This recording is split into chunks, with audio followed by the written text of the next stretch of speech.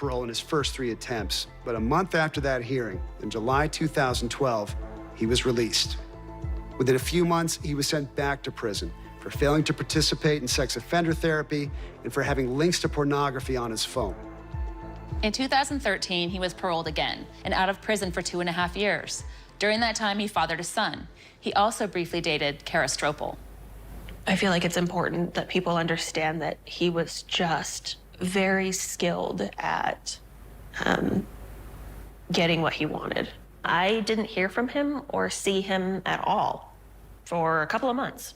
And then 25 missed phone calls and just a slew of text messages.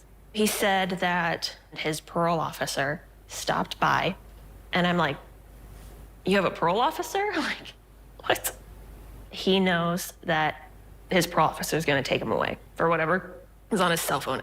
He takes his cell phone and throws it under the oven in his kitchen, and then he books it out the door and runs from his parole officer. Stropel says she persuaded Roland to turn himself in, and he was sent back to prison for 4 parole violations, including absconding from parole agents and using social media. During his parole violation hearing, Roland's public defender addressed a threat Roland had made against a parole agent. We played audio from the hearing for Paul Amon, the man who first prosecuted Roland. It is rather disconcerting, the comment that he made that he did not wish to parole again, and if an agent were to come conduct a field visit, he might become violent. Mr. Roland expressed to me that he was mad at the time, and that he was just making that statement and that he didn't mean it. That was just a wake-up call to the Board of Pardons. He sends up all these flares that I'm a problem. If I get out, I'm going to hurt people. I mean, his probation officer is an armed, trained law enforcement officer, and he's threatening violence to that person? Lauren McCluskey didn't stand a chance. Melvin Roland was in prison for nearly 2 years, then had another parole hearing in January 2018. The board faced a choice: keep him in prison until the end of his sentence 16 months later, or release him on parole so he'd be supervised in the community. I understand I haven't been the best model citizen when I released, and it shows by 2 paroles that, I just hope taking consideration of giving me this chance so I can redeem myself. I wish you the best of luck. Thank you. Okay? In April 2018, Roland was paroled for the 3rd time. Megan Thompson was assigned to be his parole agent. What were your impressions of him? Arrogant, entitled. I knew that he had a history with women, so I was very overly, I guess you could say, assertive and rigid, to where he knew and saw me as an officer, not as a woman. He would clearly say he didn't like the rules, but he knew he had to follow them. He was just kind of more focused on his life after parole. During a search, you found that he'd been accessing a dating site. What did you discover? On his phone, he had some meetup apps he was socializing with women on, and several women on. As far as violating him on that and him going back to prison, there's no way the supervisor or the Board of Pardons would have approved that he go back to prison on just that. In August, he tested positive for marijuana. Yes. There had been no previous concerns about drug use in his history or in my encounters with him. I came down on him pretty hard, if I remember right, during that visit with him. This would be a verbal warning. People, after the fact, after he killed Lauren, after he died, look back and think, oh my God, there's a chance right there that could have violated him. When you look back at it, what do you think? Oh, there's no way. I would never have gotten a warrant. What I did was what was appropriate. How do you feel you handled all the information that you got about him? I handled things very appropriately. I was told I handled things very appropriately. We contacted the Utah Department of Corrections about Rowland's behavior and potential parole violations. Officials responded that the type of violations AP&P was aware of during Rowland's parole would not have typically returned someone to prison, and responses were consistent with state guidelines. One of the really difficult things about this case, and there are so many difficult questions to this day, but had Melvin Rowland served his entire prison term, had he not been released until May of 2019, that would have been 7 months after he murdered Lauren McCluskey. Instead, he's paroled in 2018, the year before. He gets a job at that downtown bar in Salt Lake City, and that's where they meet. This is a girl who has come to us with a problem. We need to take it seriously. There was just a lot of shock that this had happened. Every system that Lauren tried to get help through failed. So amid all of these questions about whether or not campus police could have been doing more to help Lauren, if anything at all, now there's this brand new question. What had they done with the intimate photos that Lauren had shared with them, trusting them? With so much at stake, so much on the line, more Americans turn here than any other newscast. ABC News World News Tonight with David Muir, America's #1 most watched newscast across all of television. What's better than starting your Saturday morning with GMA? Yes, starting it with an awesome extra great hour of GMA. Awesome, I like that with yeah, GMA is now 2 hours on Saturdays. So start your weekends off with us. And we'll see you in the morning. With so much at stake in our world right now, we wanted to thank you for your trust and for making ABC News America's #1 news. And thank you for making ABC News Live America's #1 streaming news. Almond Mom is a little bit bought into diet culture, but it tends to veer on the side of overdoing it. Had to hit spin class, I had to earn this food. To be in a restrictive mode with food is almost like the worst joke ever. Food should not be good or bad. Every soul's body is important, no matter what size it is. Where body positivity has the potential to become detrimental is the nah girl, you're good. Impact by Nightline, now streaming on Hulu. Meep, what I'm asking you to do is dangerous. I need your help to hiding my family. What do I do? Turn darkness into light. We have to choose when we fight them. We don't let them choose for us.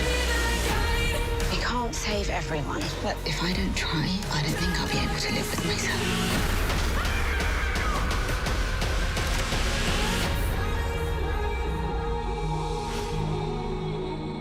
If only there was a place in the morning to start my day. With a smile, somewhere to help me get in the know. Oh, wait, there is. Good morning, America. GMA 7A. Now that's how you start your day. 13 women opened their doors to the man who would end their lives. Truth and Lies, The Boston Strangler, the new true crime podcast series. Listen now wherever you get your podcasts. And watch Boston Strangler, starring Keira Knightley, streaming on Hulu. What's good to watch, read? Where can I get a great deal on what I'm just dying to buy? Oh, it's all right here. GMA Life. Get the latest celebrity buzz, deals and steals, and the coolest lifestyle tips from GMA. I love that so much. Streaming weekends on ABC News Live. You never know what you're going to get on this show. That's all I'm going to tell you. Yes, Whoopi! This mic on? Can you hear me out there? Behind the scenes is always a better show. Absolutely, absolutely. That's what people don't see during the commercial break. Right, they don't. What happened? I had no idea really what I was getting myself into. That day that we walked out, I treasure that day. I couldn't sit there. You're doing good, Joy. You're doing good. Oh, yeah, baby. It was crazy. Behind the Table. Listen wherever you get your podcasts. Reporting from the White House, I'm Terry Moran. Wherever the story is, we'll take you there. You're streaming ABC News Live. We now know it was 1 week after Lauren McCluskey met Melvin Rowland at that bar where he worked in Salt Lake City that his fellow bouncer at the bar, Nathan Vogel, asks a friend to help Nathan buy a Beretta handgun at a gun store. And the incredible thing is, it was just later that month, Melvin Rowland borrows this new handgun to take Lauren McCluskey shooting.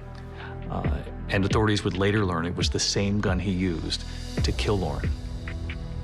Vogel pleaded guilty to making a false statement to obtain the weapon. When Lauren's friends learned that her new boyfriend wanted to take her shooting and get her a gun, they became concerned and told housing advisor Diamond Jackson. Jackson sent an email to her supervisor on October 2nd with a list of concerns. During that period of time, from the 2nd to the 22nd, how much were you hearing about Lauren and what was going on with her? It was never brought up unless I brought it up.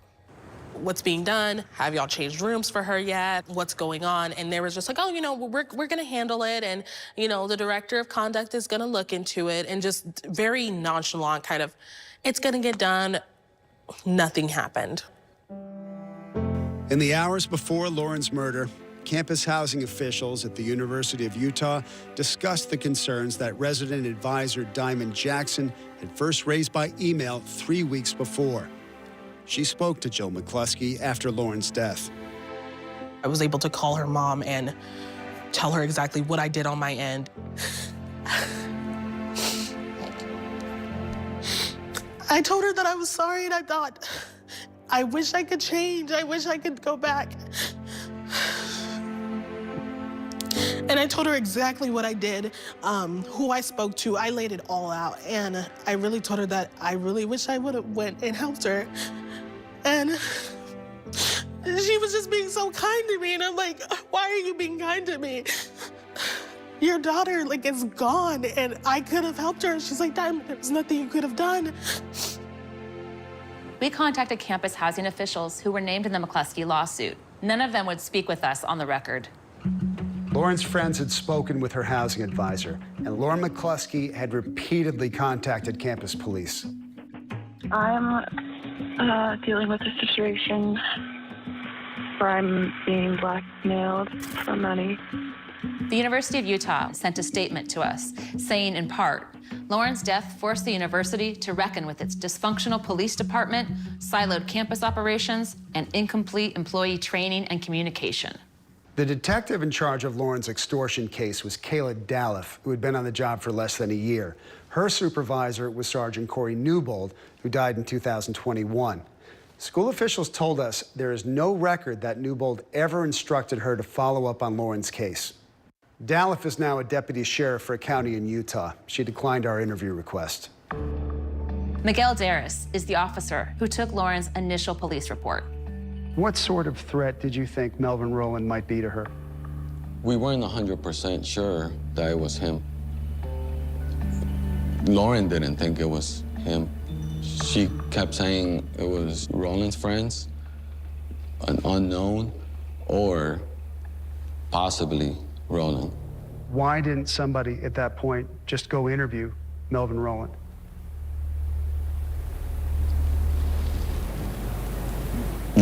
Because we were not sure if it was him.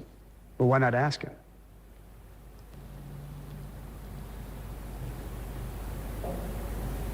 That's where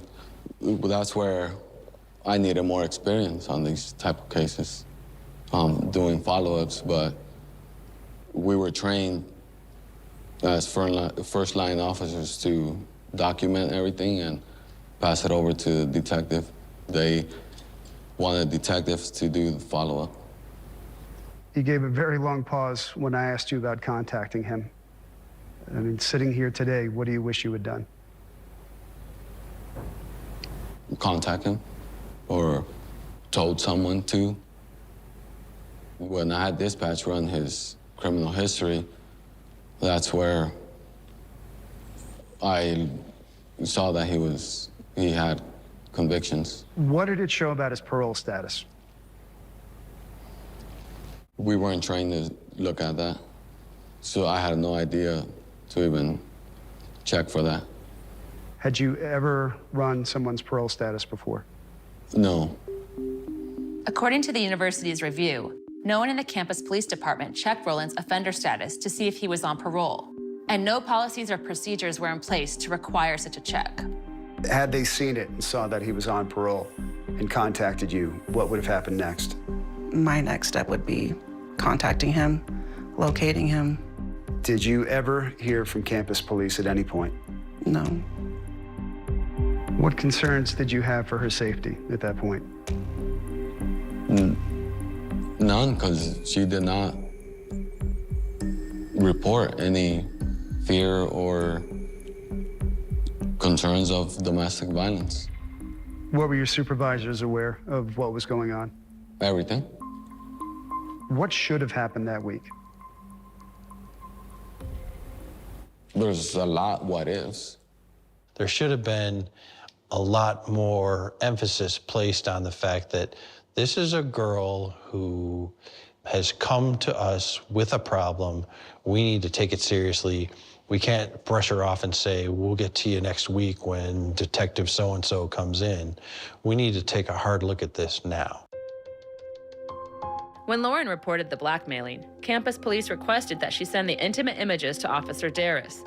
He forwarded them to Detective Daloff as instructed, but 2 days later, he allegedly showed them to other officers. A public records request ESPN submitted in October 2019 prompted the university to open an internal investigation into what Darris did with the photos.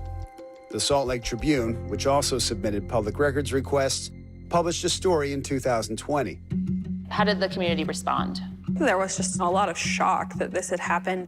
The U either said they didn't know about it or that they didn't have records on it until 2 years after Lauren was killed.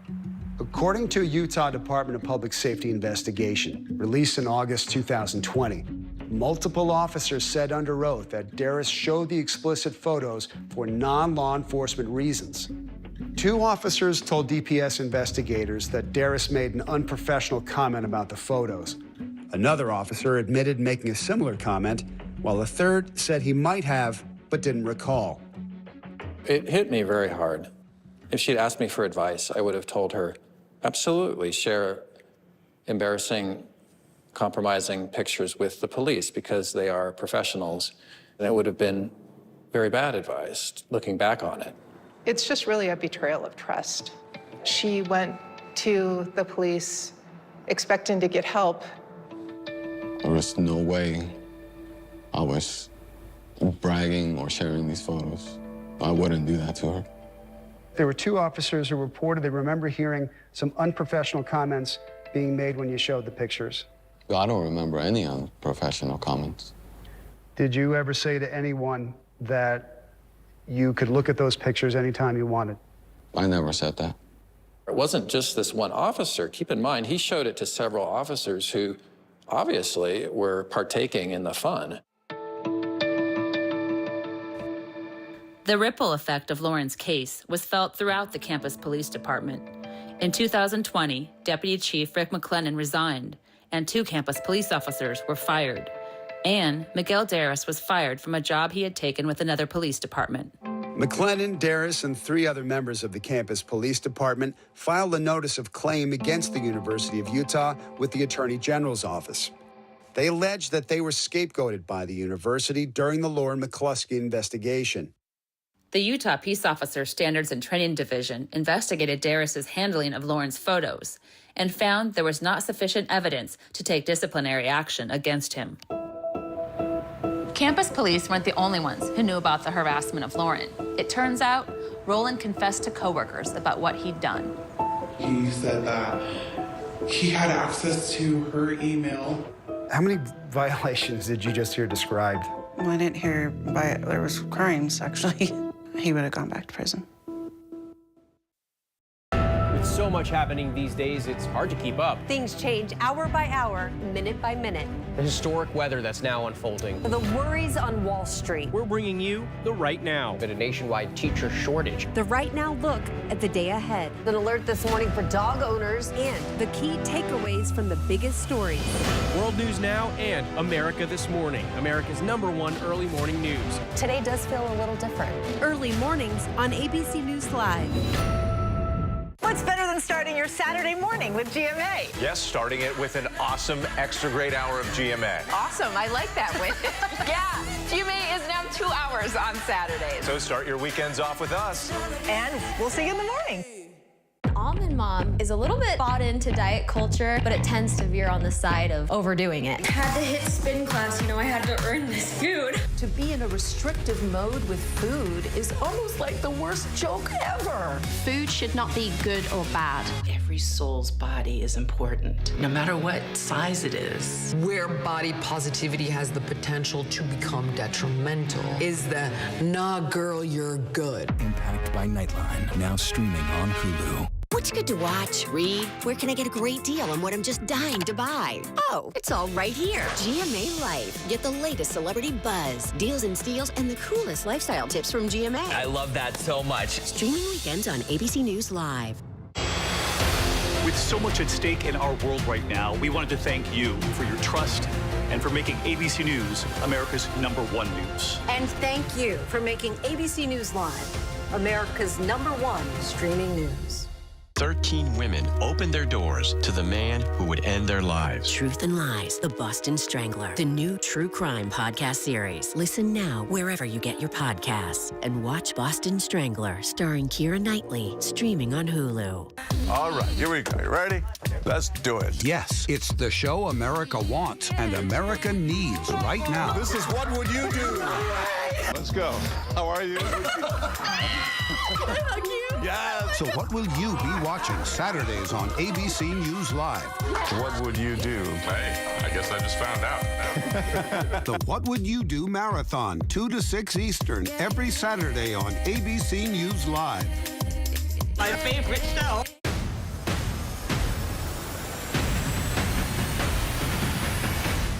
Right now in America, with so much at stake, thank you for making ABC's This Week America's #1 news and politics show on Sunday mornings. From America's #1 news comes the all-new ABC News app. Breaking news, incredible video, faster, smarter, and customizable to your interests. If you love being in the know, you're gonna love this. Experience the all-new ABC News app. Download it now.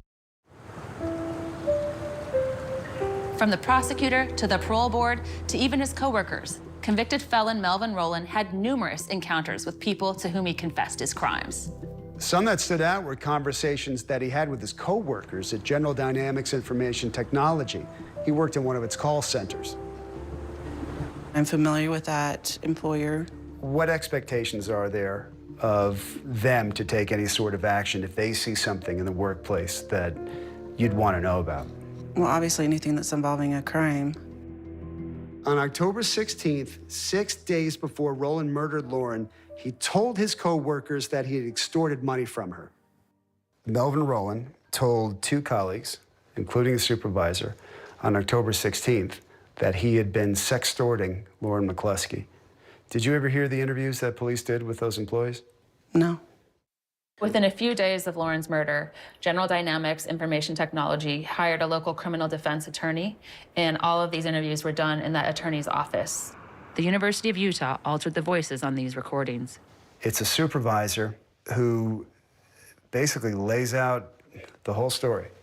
He just told me that he had gotten into some trouble over the weekend and that he was dating a girl from university and he had lied to her about his age, and she had recently found out that he lied and she broke up with him. And so he got angry, and over the weekend he had sent her messages from another phone telling her that he had and that he wanted money so that he wouldn't release them. So he said that she sent him money through Venmo. He sent $1,000 is what he said she sent him. And then she sent him another $1,000. And the second time he said he kind of freaked out. He knew that he was going to be in trouble, so he tried to send the money back to her. He said that he had access to her email on his phone because she had logged into her email from his phone before. And he said that he could see that she sent messages to the campus police of screenshots of the conversation. So he knew that she had contacted authorities about it. And so he said he was afraid, he didn't want to go back to jail, and he knew he couldn't run forever. Melvin said, yeah, I don't want to resign. Can I just go on a leave of absence? And I said, I'm okay with that. How many violations did you just hear described Well, I didn't hear there was crimes, actually. He is entrapping someone. When you heard what that supervisor just described, what's your reaction to that? I'm pissed. It's just another thing that could have been brought to my attention that could have changed everything. I guess I didn't really realize that there was a supervisor who had the whole story and didn't do anything. Yeah, I'm just surprised that it seems like no one is willing to step up and do the right thing. A General Dynamics spokesperson declined comment. If somebody had called you and told you what he had said, what would have happened? Right then I would have gone to pick him up. I would put him in handcuffs and take him to my office and interview him. Based on what he said and what we know happened, what would have happened to him? He would have gone back to prison. What do you think people need to know about this entire case? It was a lot of misses, a lot of opportunities where interventions could have been made. What are some of the examples that stand out to you? His supervisor at General Dynamics. That one really got to you, didn't it? Yeah. Yeah, it did. Well, first and foremost, you have to blame Melvin Sean Rowland. But systemically, as far as the system goes, I place the lion's share of responsibility for her death with the Board of Pardons, because Melvin Sean Rowland had given so many signs that he was not capable of surviving in society without putting others at risk. The justice system failed her in so many different ways. She did everything right. We let her down. The system let her down. There were processes in place that didn't function the way they were intended. There was communication that should have taken place that didn't, all combined. We failed Lauren in that sense. What goes through your heads about the number of people whose lives were touched by this? We've heard about people who actually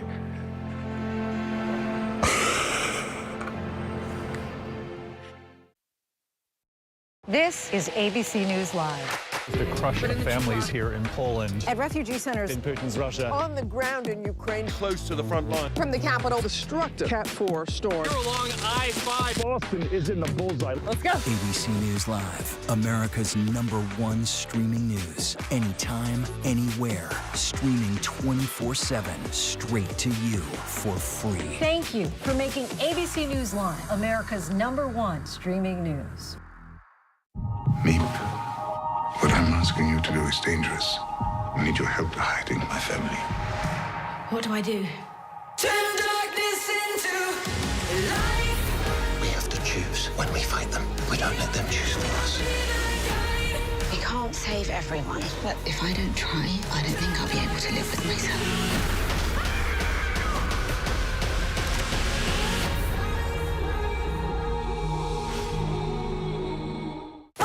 Starting your Saturday morning with GMA. Yes, starting it with an awesome extra great hour of GMA. Awesome, I like that win.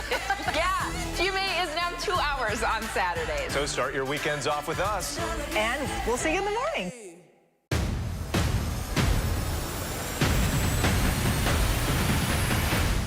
Right now in America, with so much at stake, thank you for making ABC's This Week America's #1 news and politics show on Sunday mornings. If only there was a place in the morning to start my day.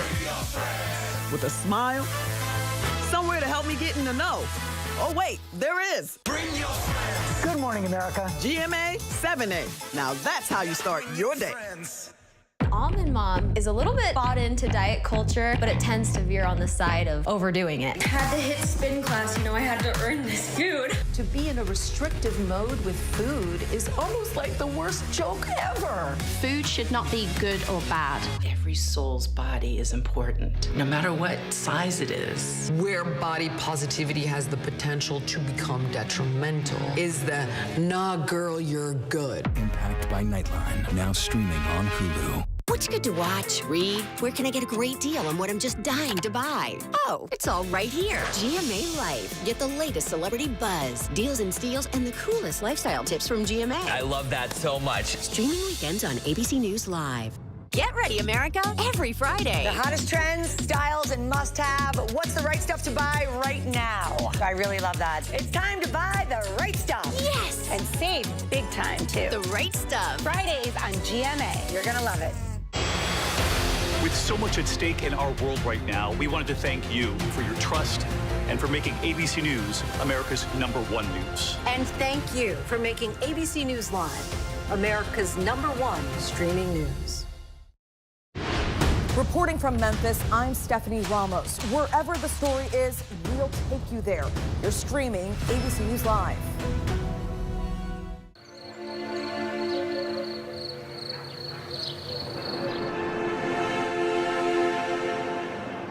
I can remember our conversations talking about us being 90 years old and still running. And I'd be like, do you still plan on running? And she's like, of course. You're gonna be running with me, remember? There's just this terrible gap in our lives that won't be filled. So it's the absence that hurts. The memories are actually good to hold on to, I think. And we do have wonderful memories of her, but we're still, we just still miss her terribly. Your daughter goes off to college and you never think something like that's gonna happen. What would you say to them if you could? I've always just wanted to be able to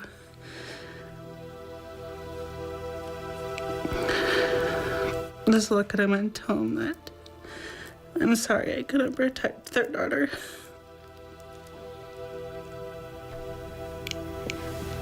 But if there's so many things that I would have known, I would have. They sent their daughter to where they thought she would have an ideal education, and she's gone. Accountability is very important. That allows them to truly move forward, make things better, and make real change. It's not a good strategy to try to keep secrets. It's not the right thing to do, and it's not very smart either. Lauren's family filed suit against the University of Utah in 2019. We had to file a lawsuit because otherwise we're powerless. The university acknowledges and deeply regrets that it did not handle Lauren's case as it should have, and that at the time, its employees failed to fully understand and respond appropriately to Lauren's situation. The University of Utah settled with the McCluskey family for $13.5 million.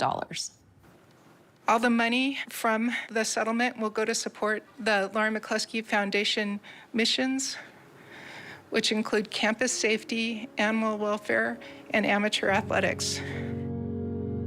In addition, the university created a campus center for violence prevention and agreed to build an athletic facility with an indoor track, both bearing Lauren's name.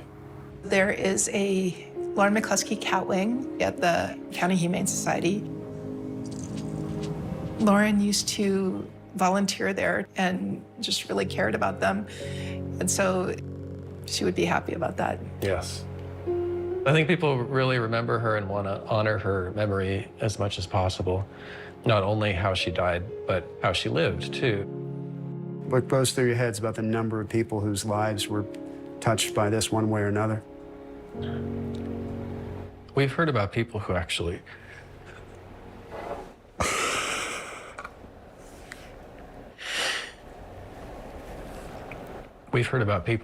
got closer together because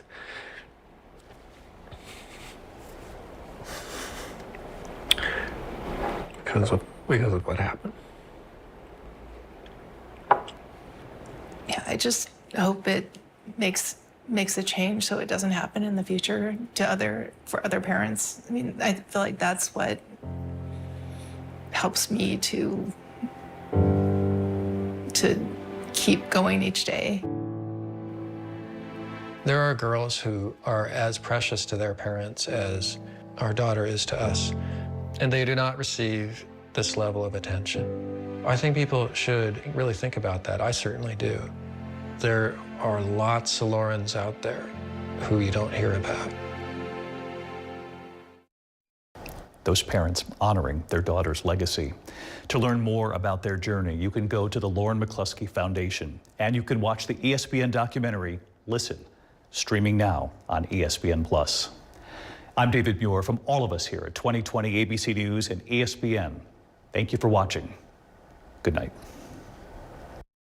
Almond Mom is a little bit bought into diet culture, but it tends to veer on the side of overdoing it. Had to hit spin class, I had to earn this food. To be in a restrictive mode with food is almost like the worst joke ever. Food should not be good or bad. Every soul's body is important, no matter what size it is. Where body positivity has the potential to become detrimental is the "nah, girl, you're good." Impact by Nightline, now streaming on Hulu. With so much happening these days, it's hard to keep up. Things change hour by hour, minute by minute. The historic weather that's now unfolding. The worries on Wall Street. We're bringing you the Right Now. With a nationwide teacher shortage. The Right Now look at the day ahead. An alert this morning for dog owners and the key takeaways from the biggest stories. World News Now and America This Morning, America's #1 early morning news. Today does feel a little different. Early mornings on ABC News Live. This is ABC News Live. The crush of families here in Poland. At refugee centers in Putin's Russia. On the ground in Ukraine, close to the front line. From the capital, destructive Cat 4 storm. You're along I-5. Boston is in the bullseye. Let's go. ABC News Live, America's #1 streaming news. Anytime, anywhere. Streaming 24/7, straight to you for free. Thank you for making ABC News Live America's #1 streaming news. From America's #1 news source comes the all-new ABC News app. Breaking news, incredible video, faster, smarter, and it can customize to you and your interests. If you love being in the know, you're gonna love this. Experience what all the buzz is about. Experience the all-new ABC News app. Download it now. Reporting from LaGuardia Airport, I'm Gio Benitez. Wherever the story is, we'll take you there. You're streaming ABC News Live.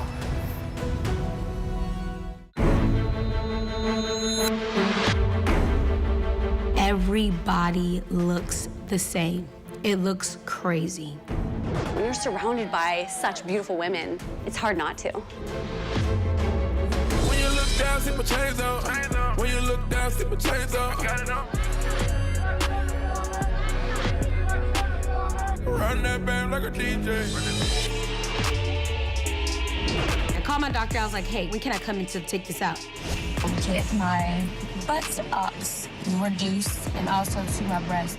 I'm finding that a lot of patients want to go more natural, which has been the trend. Breast augmentation surgery has lots of potential complications. Here comes the ruptured silicone. That's pretty nasty.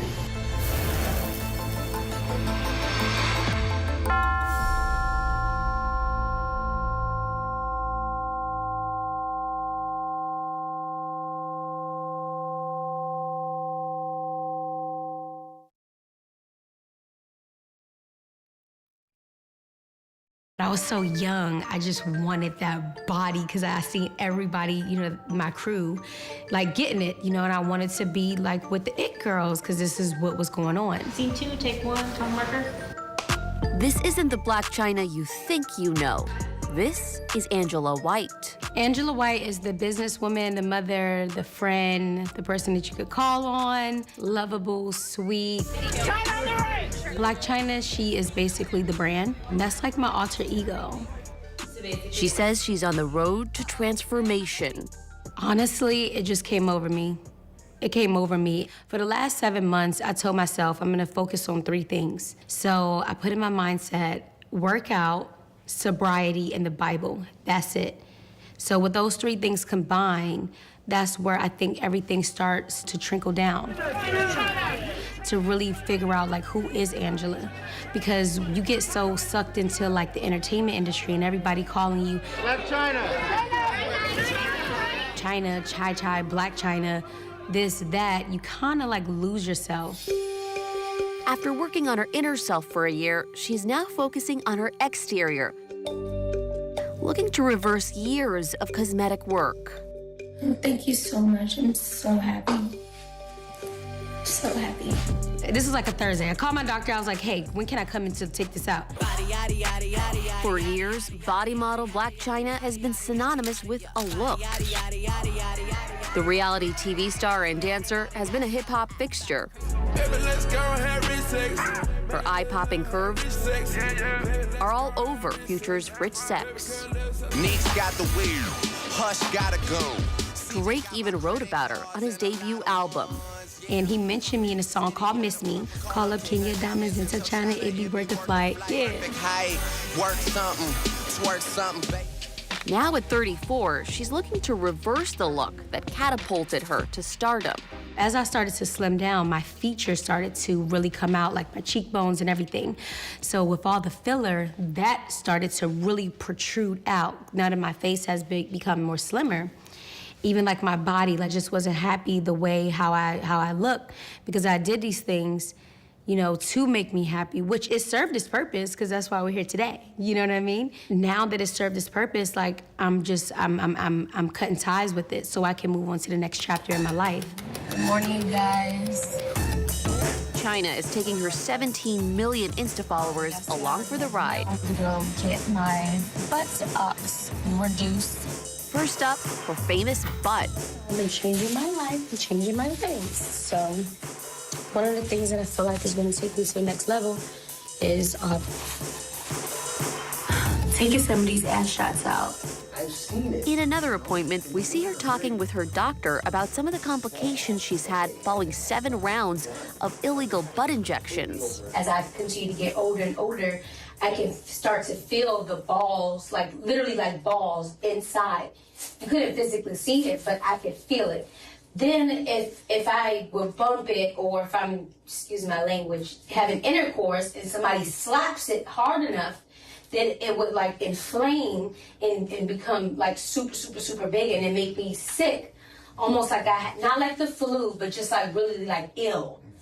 So I'm like, you know what, this enough is enough. This stuff has to come out. And it did. How many cc's of like the stuff did you take out? Do you know? Yes, I do. The amount, I'll tell you right here.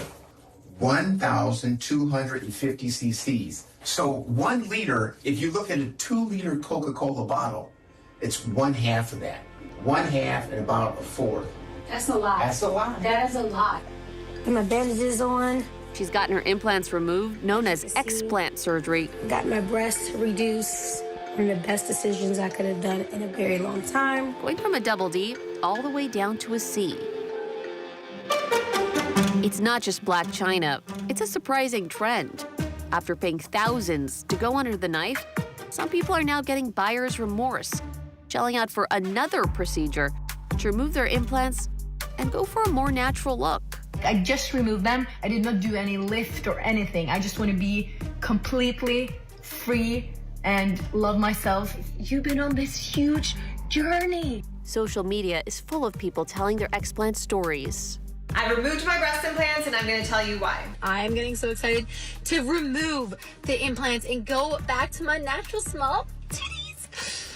For a long time, people didn't talk about plastic surgery. You accept this, Rose? But now, many celebs are sharing about it openly, like former Bachelorette Claire Crawley. Looking back, I was like, oh my gosh, I can't believe I got to that point. Former NASCAR racetrack queen Danica Patrick. I thought to myself, I want to share this if it makes a difference. RuPaul's drag race judge Michelle Visage, who was featured in a documentary called Explant that shows people's health problems following breast implant surgery. Hey guys, I'm posting this to give you some news. This is the last time you're going to see me with these. Model and cookbook author Chrissy Teigen bared it all on Instagram. I'm getting my boobs out. I'd like to be able to zip a dress in my size, lay on my belly with pure comfort.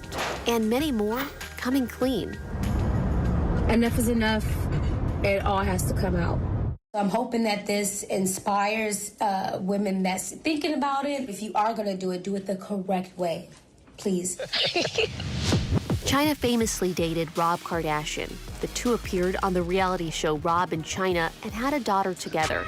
I mean, I guess that's just the Kardashian family. Talk, talk, talk, talk, talk.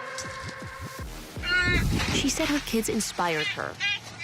I don't have to worry about my 10-year-old son seeing some craziness about his mom on the internet, or my 6-year-old daughter seeing something crazy. Hi, baby, what's wrong? I would just really want to be a positive impact for them, like the stability, like the strongness. I just want to be there for my kids. Back up! Back the fuck up! She put her money where her mouth is, leaving the adult website OnlyFans, where some speculated she made $240 million. She later set the record straight on Forbes Talks. What's the actual number? Close to 2 million within a 2-year span. The other big milestones in her life-changing journey, getting baptized last year, and later becoming Dr. Angela White. She attended seminary and got a PhD in liberal arts. With Blac Chyna sharing her full story the way that she is, there's a tremendous opportunity because it's helping see the full spectrum. So for her to normalize that these procedures aren't lifelong, that you can change the way that you feel about having these procedures. I think that's really important. And some women will rush through these surgeries and get to the other side and then realize that we repeat what we don't repair. Reality star Claire Crawley, another famous face sharing her explant journey with the world.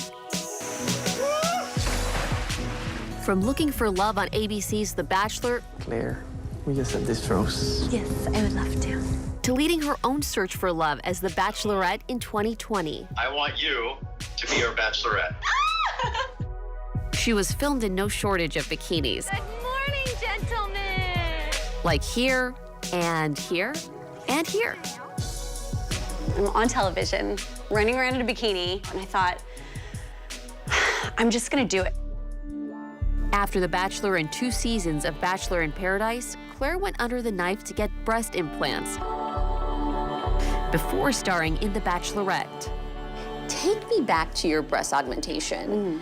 Tell me why you decided to get it done in the first place. I originally did not have a breast augmentation when I was first on television on The Bachelor. And within the industry, it's having small breasts at the time for me made me feel, I guess, not as feminine. And it created this big insecurity in me. So you felt a lot of outside pressure to get the breast augmentation done. Yeah, and I always found myself wearing like the bombshell bras and wearing the padding and all this, and it just got to a point where it was almost like I would think about it all the time. When you're surrounded by such beautiful women, it's hard not to. And I thought at the time, I'm making an educated choice for myself as a woman, an empowered choice to do this for my body, but I would say that lasted very short. And how soon after you got it done did you feel like, okay, I don't feel confident, I don't love this? I loved it initially, but it affected me in the reverse almost, where I started wearing sports bras all the time. I started covering up more because they felt not my body. And so aside from just the not feeling confident anymore, there were some symptoms you started feeling, right? What were those symptoms? Instantly. Rashes was the first thing I started noticing. And I would say over the next 8 years, more symptoms and more symptoms started creeping in. But it got to the point where I was a shell of myself. In July 2021, Claire says her doctor told her her body was having an immune reaction to her implants. I've been going through things medically with my body. Essentially, they found fluid sacs behind my implants. That same month, she went in to take them out. It literally sounds like weight off of your back. It literally was. I can't even tell you. They hand them to you when they take them out of you. And I started sobbing, and I was like, this is what my body has been carrying around, this literal weight. But I kind of felt like, and always makes me want to cry, but I felt like my body was like, thank you. You know, like I felt like my body was just like, thank you. It felt amazing. Do you have regrets about getting it done in the very first place? I didn't know any better. I feel more feminine now with them out than I ever did with them in. 100 times more. But for me, it's given me grit. It's given me strength. It's been able to give me a platform that I can speak to other women and say, you also are not crazy. What you're going through, what you're experiencing, you're not alone in that. There's all these millions of other women who are experiencing the same thing. Explant surgeries are on the rise. The American Society of Plastic Surgeons says that in 2020, plastic surgeons removed more than 36,000 breast implant augmentations, an almost 8% increase from the year before. While that number has grown, breast implant surgery is still one of the top 5 cosmetic surgeries since 2006. Dr. Gabriel Chu is a celebrity plastic surgeon in Beverly Hills. His hands have built some of Hollywood's most recognizable faces and bodies for over 20 years. Britney Spears has Instagram treatments with him. Hi. And King Charles himself requested his help to develop and consult on a wellness program in Scotland.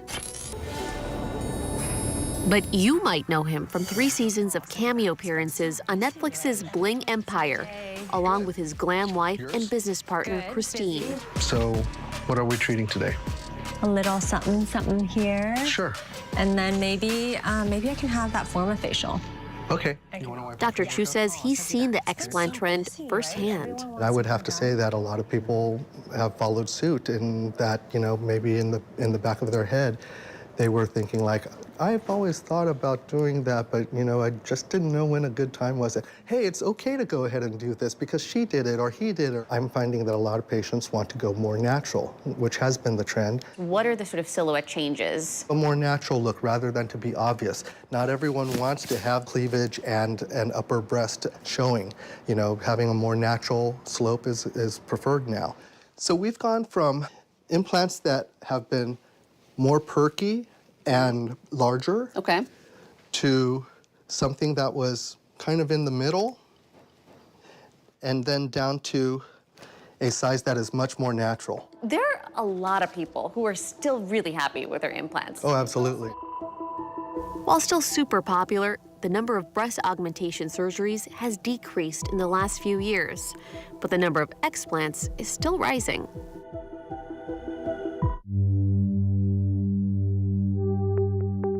Ironically, we get referrals for teenagers who are dealing with low self-esteem issues, insecurities, and can relate to some of that. Reina Sotelo works as a licensed clinical social worker for a school district in LA. I think it's important that you have people like myself in this field who are also able to connect because we have a personal story behind our license credentials. Earlier this year, she decided to remove the implant she got when she was 25. I had my insecurities growing up. We'd see beautiful women in TV, looking at a woman whose body was like voluptuous, curvy, full breast, curves. It was like, she's beautiful. And I think I grew up seeing that was what a woman's supposed to look like. And for me, I was small. She first got them in 2009 after hearing a radio ad. They made it look like it was just something easy. They drew on my breast, like, we would do this, you would look beautiful. That was the first thing they said, like, you would look beautiful, they would look nice. I remember asking, like, what's the biggest you can put in me? Reina saved up $6,000 to pay for the surgery. I remember vividly coming home, no one knew, and I was like strapped, and I couldn't move. My grandma came over and saw me, who I loved dearly, and we were very close. And her first thing was, ¿Qué te hiciste? What did I do to myself? And she was more disappointed. And then I had to live with that decision for 14 years. All right. Do you have any questions for me? 10, 15 years ago, patients would come in, and there was a huge push towards overfilled top and bottom. Nowadays, patients really want a much more natural, smaller look to their breasts. Dr. Kevin Brenner, a Beverly Hills plastic and reconstructive surgeon, says for many, it's about more than a change of heart. Breast augmentation surgery has lots of potential complications. This is a ruptured silicone implant. This is a crazy thick capsule with, look at that. Can you get a close up of that? And here comes the ruptured silicone. That's pretty nasty.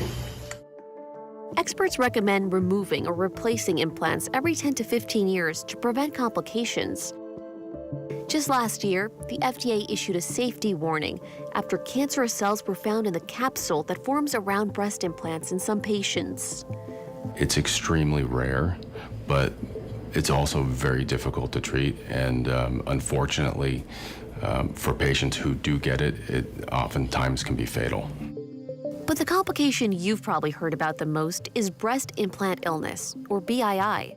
Breast implant illness is a term for a constellation of symptoms that women have and attribute to having breast implants.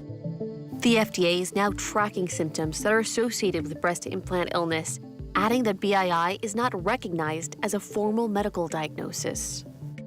I do believe that breast implant illness exists, but I also believe that there's a lot more patients who believe that they have it than they actually have. It's really a diagnosis of exclusion. Some of the more common symptoms that people have are brain fog, joint pain, hair loss, what we call autonomic nervous system dysfunctions. There's about 40 or 50 symptoms. Since he began doing breast-related surgery 16 years ago, Dr. Brenner noticed that some patients struggled with implant-related illnesses, and that led him to stop putting implants in altogether. He had a colleague, Lori, who had a personal experience with BII. Seeing her go through it cemented his decision. She had asked him to use implants for her reconstructive surgery after a fight with breast cancer. She was doing well for about a year and a half. Over time, Lori developed what they think was BII. There was just something that hit home with me, and I just decided that I just couldn't put them in anymore. Lori ultimately got explant surgery. Hi, Raina. How are you? Like Lori, Raina also considered explanting, but she was scared. I always had an excuse. I knew I was avoiding. Like deep down inside, I was avoiding because I was just scared. There's a mammogram that has to be done, right? There's blood work. What if something comes back? What if there's something there? For patients like Raina, the decision to explant can be terrifying.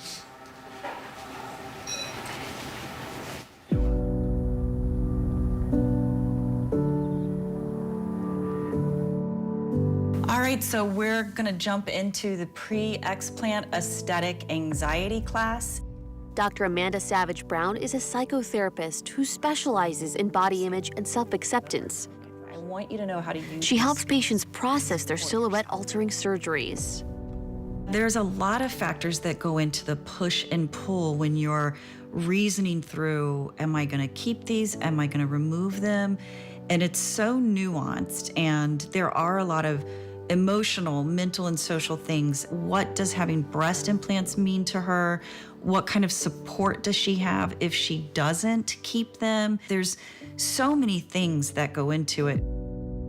Dr. Savage Brown's specialty evolved out of personal experience. In 2018, she had her own breast implants of 12 years removed after suffering capsular contracture. It's a medical issue where painful scar tissue forms around the surgical site. I know some women who wake up and the breast implants do not feel like a part of them at all, and other women who can't imagine not having them. For me, I had a little bit of both. They were small enough, for a while they looked natural enough, but they were also really, really cold, which was very unnatural. And then over time, they were not moving very much from that capsular contracture.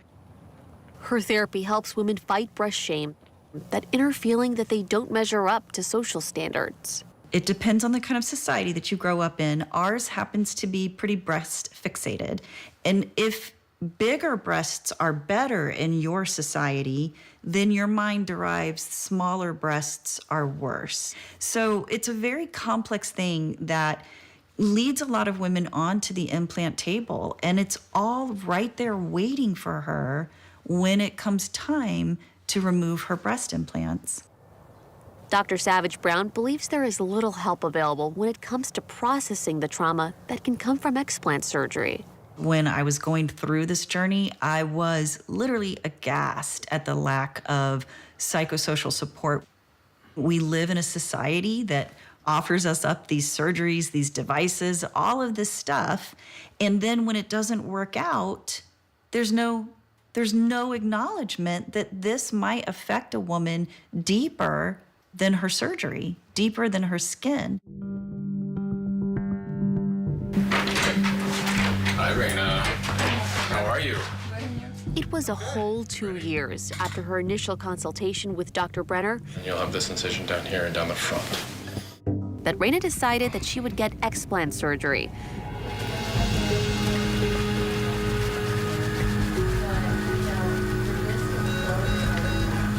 Her fiance Jeff was right there by her side. I love you, okay? We're gonna walk through here.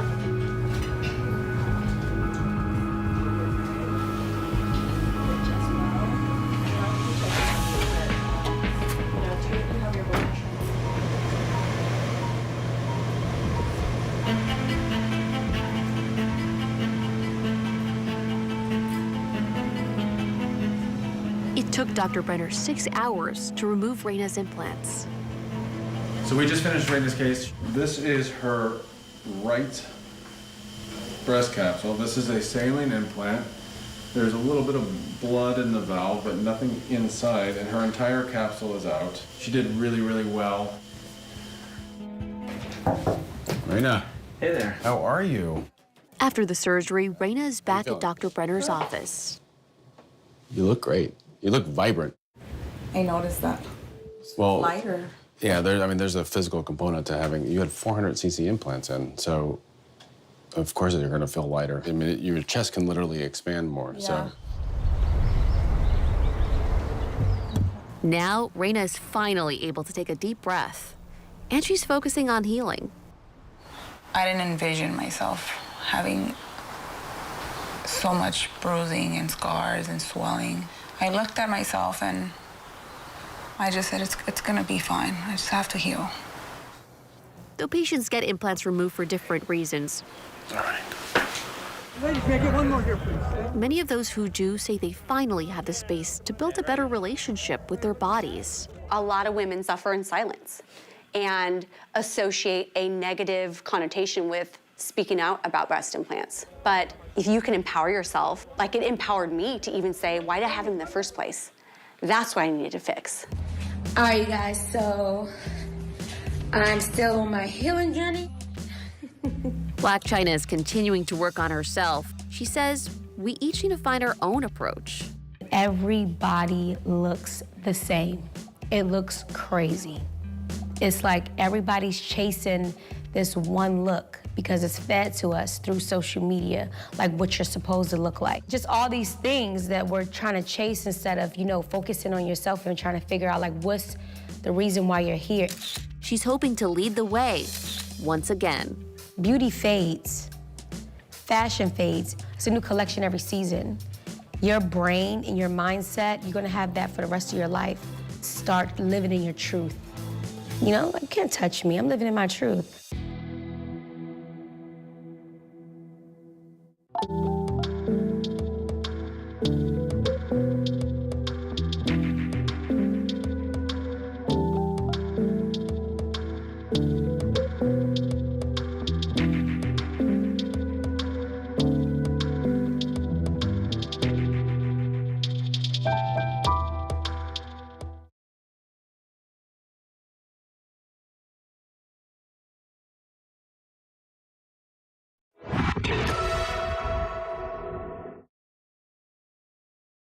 With so much happening these days, it's hard to keep up. Things change hour by hour, minute by minute. The historic weather that's now unfolding. The worries on Wall Street. We're bringing you the Right Now. Been a nationwide teacher shortage. The Right Now look at the day ahead. An alert this morning for dog owners and the key takeaways from the biggest stories.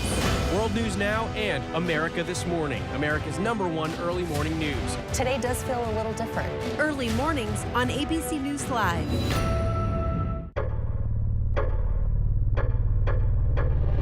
Good evening, everyone. I'm Lindsay Davis. We begin tonight here in Buffalo, London, in Alaska, Uvalde, Kentucky, reporting in from Poland, Ukrainian refugees here in Warsaw. Do you think you'll ever be able to go back home? Did you ever have a conversation about an abortion? Is she lying? Yes, she's lying. Arguably the most controversial Supreme Court ruling in history. What's the impact on you now? Do you have future political aspirations? Absolutely. You ready for this? Go! You ran for Senate president, now running for governor. I take it you like to run. This is the calling card. ABC News Live! You're going to deliver a show that will be remembered forever. The pressure on me. Finish this sentence. I want young girls to know. I mean, you are just a tough, bad Whenever news breaks, the crush of families here in Poland. Here in Kentucky, no match for the tornado. From Monterey Park, California, on the ground in Ukraine. Reporting from Uvalde, Texas. ABC News Live is right there everywhere. From the scene of that deadly missile strike in Dnipro, Ukraine. Reporting from the earthquake in Turkey. From Charleston, South Carolina, on the 2024 campaign trail. From Kathmandu, Nepal. Truckee, California, covering record snowfall. Traveling with the president in Mexico City. Wherever the story. Here at this airport in Tampa, it's already shut down. Reporting from the nurses on the picket line. Reporting from Jerusalem. Here at 10 Downing Street in London. Streaming live to you. Wherever the story is. Wherever the story is. Wherever the story is. We're going to take you there. You're streaming ABC News Live. ABC News Live. You're streaming ABC News Live. ABC News Live. Streaming free everywhere. America's #1 streaming news. What's better than starting your Saturday morning with GMA? Yes, starting it with an awesome extra great hour of GMA. Awesome. I like that win. Yeah, GMA is now 2 hours on Saturdays. So start your weekends off with us. And we'll see you in the morning. Get ready, America, every Friday. The hottest trends, styles, and must-have. What's the right stuff to buy right now? I really love that. It's time to buy the right stuff. Yes! And save big time, too. The right stuff. Fridays on GMA. You're going to love it. What's good to watch, read? Where can I get a great deal on what I'm just dying to buy? Oh, it's all right here. GMA Life. All the exclusive and buzziest celebrity good stuff. Deals and steals with amazing savings and the coolest lifestyle tips from Good Morning America. I love that so much. GMA Life. Streaming weekends on ABC News Live. Your weekend just got a little better with GMA Life.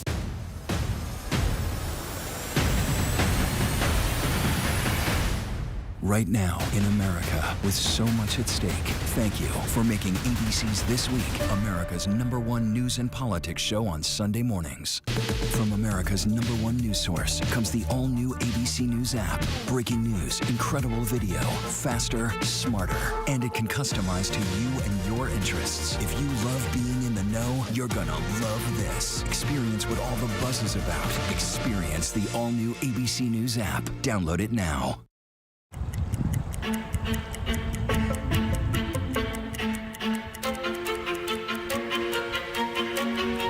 If I could describe Coldwater Creek in one word, I would choose the word treacherous. Dirty. Harmful. Coldwater Creek water has no contamination in it at all. We test it regularly, and there's none. I would describe Coldwater Creek as concerning.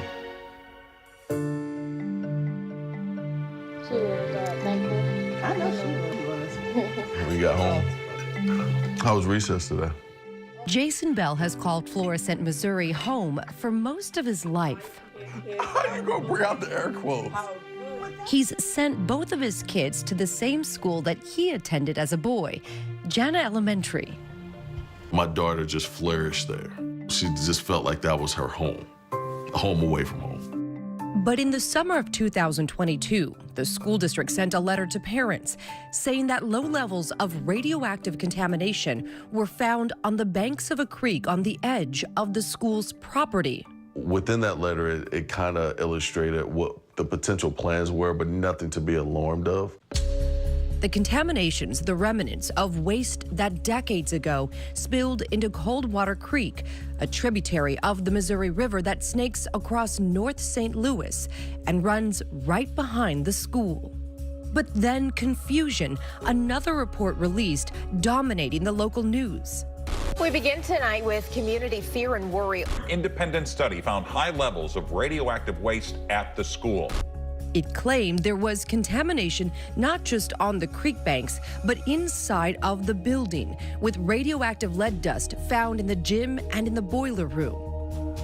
The school shuttered and students like Jason's daughter were redistricted. We don't know what to trust because the information is not transparent.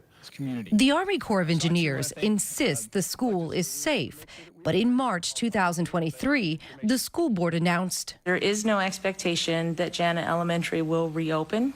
And as we look to the future, we are committed to supporting all of our students and staff and fully embracing their new school communities. There's a reason why we had to shut down the school. What is that reason? The closing of Jana Elementary resurrecting a decades-long crisis. People here have been living with nuclear waste for generations. Some battling cancer they say was caused by the contamination. She's not going to be able to see her boys grow up. Others living in fear they could be next. All while a fierce debate rages over the storage and cleanup of waste. What level of radiation seems safe? Across the country, catastrophes continue to happen, spewing waste. Train derailment that spewed toxic chemicals into the air and water. The question now, where to take the toxic waste? The train derailment in East Palestine, opening people's eyes to our vulnerabilities. But it's communities like this one who've already been living long-term with the consequences. When we look at what happened in East Palestine and the worry that the residents there have, it brings me back to this issue in North St. Louis. The roots of this go back to World War II during the Manhattan Project. From hidden factories over the nation, under heavy Army protection, the first atomic bomb was assembled. The top secret government initiative to research and develop the world's first nuclear weapons, including the atomic bomb. So if we think about how to understand nuclear production, it is almost like an organism, a vast network that stretches throughout the continental United States. And Mallinckrodt Chemical in downtown St. Louis was the heart of that network. By July of 1942, they were producing 1 ton of purified uranium a day. After the bomb was dropped, that secret became a source of St. Louis pride, but the city's patriotism was laced with consequences. Nuclear waste that needed to be stored. Coldwater Creek runs along the edge of the lot that was chosen to be the storage area. As runoff and wind would blow the materials, large amounts ended up in the creek itself. It wasn't until 1989 that the EPA formally labeled parts of North St. Louis County a Superfund site. Then in 1997, the Army Corps of Engineers took the lead on the cleanup as part of the formerly utilized site's Remedial Action Program, or FUSRAP. We are charged with making sure that if there is contamination associated with those early activities, that we find it and remediate it in accordance with our authority and records of decision. Philip Moser and Robin Parks both work on the team leading the Corps' cleanup effort. That process is called remediation.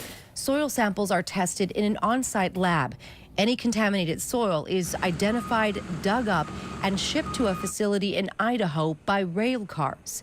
The Army Corps of Engineers has until 2038 to finish the cleanup. How much has been cleaned up so far? It's over 1 million cubic yards. That's over, I want to say, around 12,000 rail cars.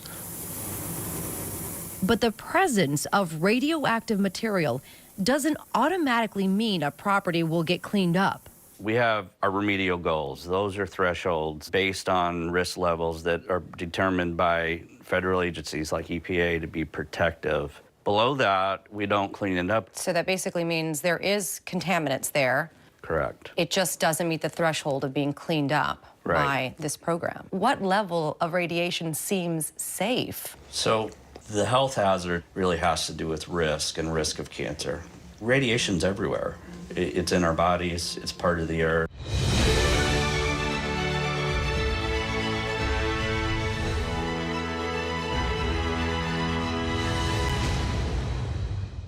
Advisor.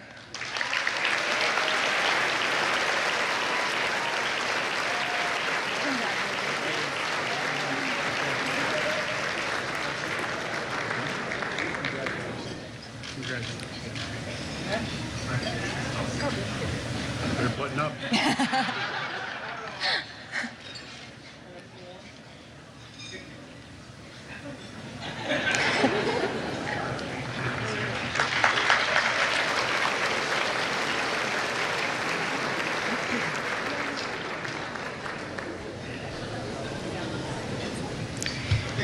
The WHCA gives out 2 awards for reporting under deadline pressure, one for print, another for broadcast. This year's print winner is Jeff Mason of Reuters.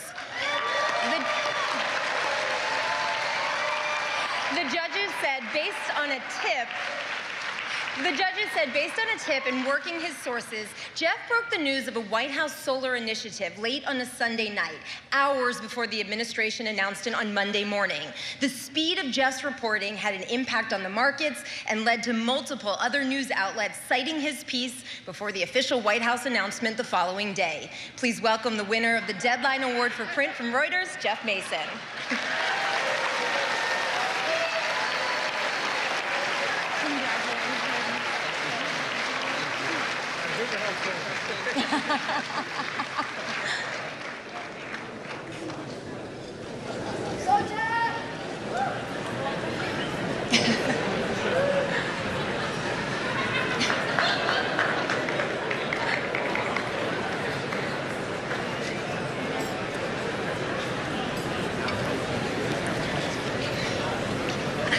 And now the Broadcast Award. This year's winner is Phil Mattingly of CNN.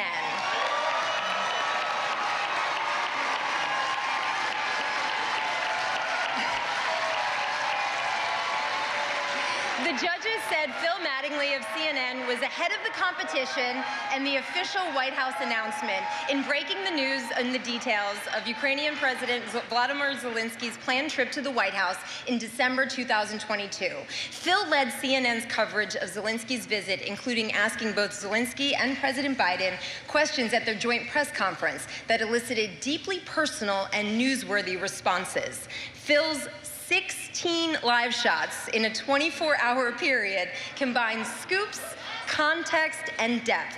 Take a look. Right now, planning is underway for President Zelensky to visit the White House, to meet with President Biden face-to-face, a visit that will coincide with the announcement of a new security assistance package, a package that will include something Zelensky has long asked for, Patriot missile systems that White House officials and the Department of Defense have been weighing over the course of the last several weeks and have been moving towards signing off on. We are pleased to honor the Deadline reporting of CNN's Phil Mattingly.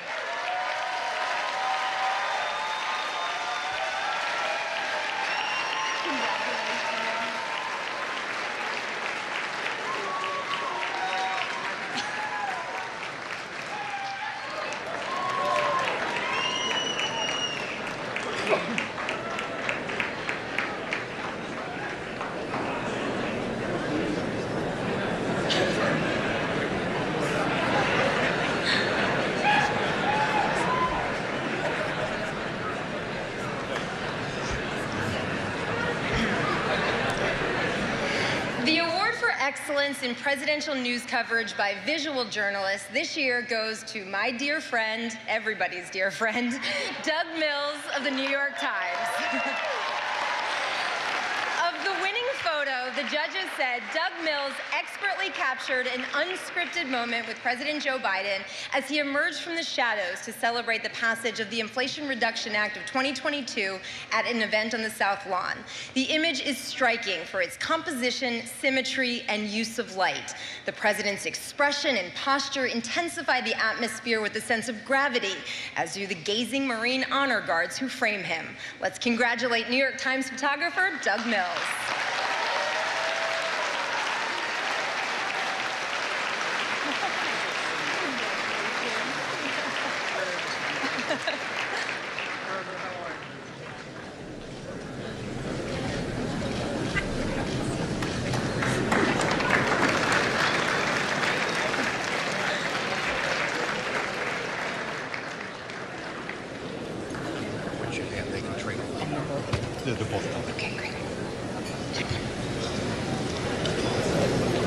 The WHCA partners with the University of Florida to present the Collier Prize for State Government Accountability, which is designed to encourage coverage of state government focusing on investigative and political reporting.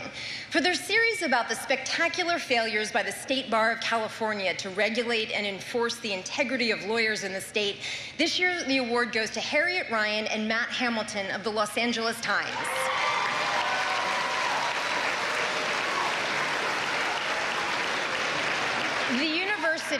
The university said the series showed the bar's failure to prevent a trial attorney from using client settlement money to buy his wife's $750,000 diamond earrings, and his mistress, a sitting appellate court justice, a $300,000 beachfront condo. It also showed that disbarment rates for black male lawyers are nearly four times more than those of their white peers. Their reporting resulted in reforms, government investigations, increased transparency, and new legislation. Please join me in congratulating Harriet Ryan and Matt Hamilton of the Los Angeles Times.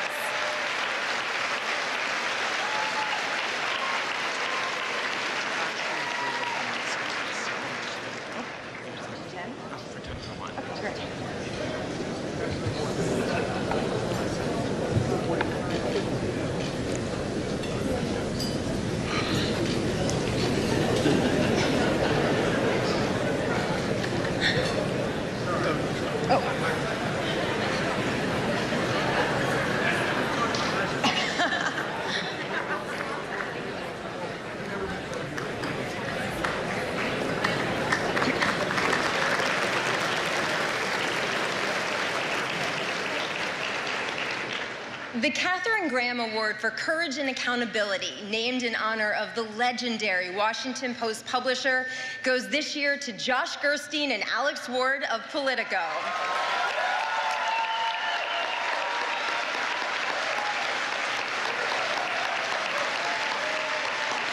The judges said Politico's efforts to report, verify, and publish the draft Supreme Court opinion reversing abortion rights and the organization's follow-up work exploring the consequences of the decision were globally historic and groundbreaking.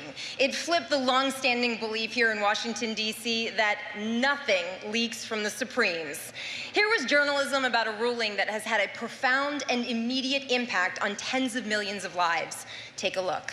Breaking news out of Washington. Breaking new report from Politico. They have obtained a draft opinion. The Supreme Court could be poised to strike down Roe v. Wade. This is a very unusual, if not completely historically unprecedented leak. Utterly unprecedented leak. Really a stunning development. One that's likely to shape the country's social discourse. Based on our reporting information that both myself and my co-author Alex Ward obtained, it does appear it has the backing of 5 conservative justices. It now raises questions about the future of Roe versus Wade and what this means for abortion rights in our country. Please welcome the winners of the Katharine Graham Award from Politico, Josh Gerstein and Alex Ward.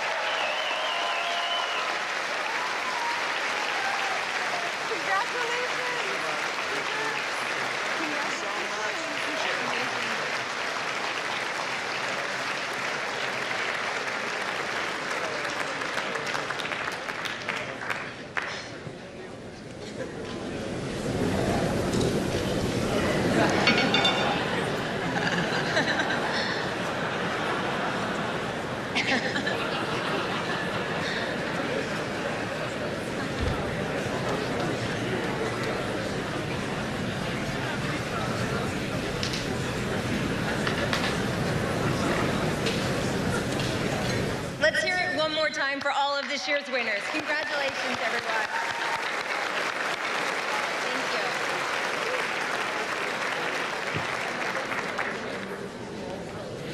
Please welcome to the microphone Politico White House correspondent and playbook co-author Eugene Daniels.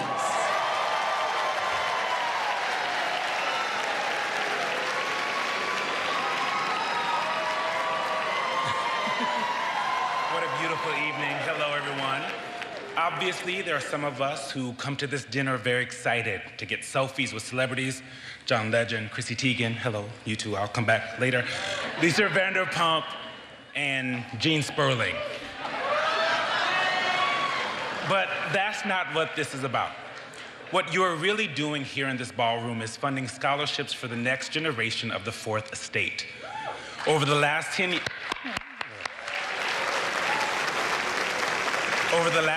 years, the WHCA has given out nearly $1.1 million in scholarships and leveraged another $1 million in additional aid to aspiring journalists like Julia Benbrook. In 2021, while a student at Northwestern University, she won our Deborah Oren Scholarship. Tonight, she is here as a Washington correspondent for Spectrum News.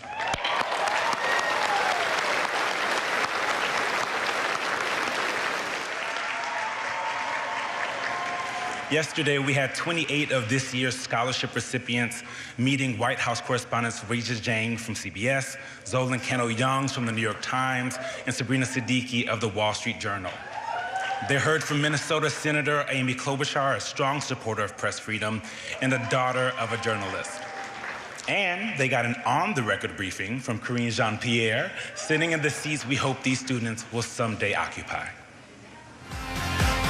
Daisy Gonzalez-Perez from San Antonio, Texas. Macy McClintock from Tampa, Florida. Claire Chiopota from Aurora, Ohio. Grant Schwab from Wyckoff, New Jersey. Michaela Roberts from Marietta, Georgia. Annie Gentleman from St. Louis, Missouri. Ava Thompson from Chicago, Illinois. Juhi Doshi from Diamond Bar, California. Lauren Irwin from Denver, Colorado. Madeline Harden from Cleveland, Ohio. Jordan Taylor from Toledo, Ohio. Ryan Maxon from Massillon, Ohio. Anna Olson from Boone, Iowa. Lily Boudreau from New York City. Renee Romo from Sierra Vista, Arizona.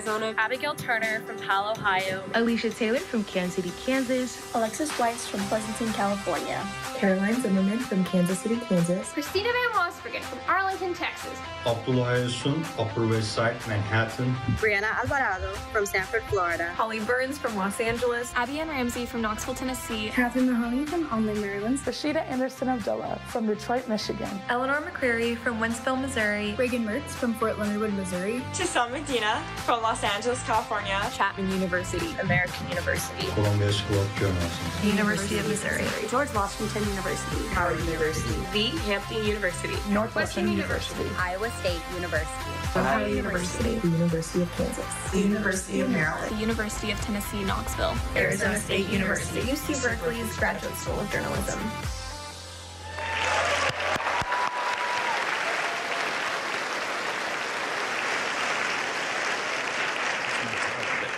Me and other members of the White House press corps spent most of yesterday with them, and let me tell you, these scholars are much more impressive than any of us were at that age. These amazing young journalists are here with us tonight. If they come to talk to you, give them a job. Now, would our students please stand up and let's give them all a round of applause.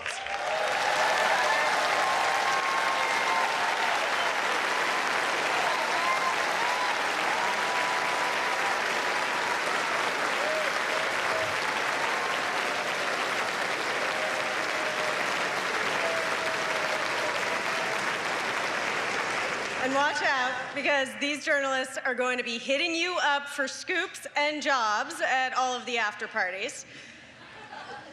Last year at this dinner, we announced the creation of a new award for lifetime career achievement as a White House correspondent, the Dunnigan Payne Prize. It was named in honor of two trailblazing women, Alice Dunnigan and Ethel Payne, the first two African-American women to serve in the White House press corps. They were also the first recipients posthumously of the prize that carries their name. Tonight, WHCA Vice President and NBC News Senior White House Correspondent Kelly O'Donnell will present the prize to two journalists she worked with closely and considered great friends. Thank you. Good evening.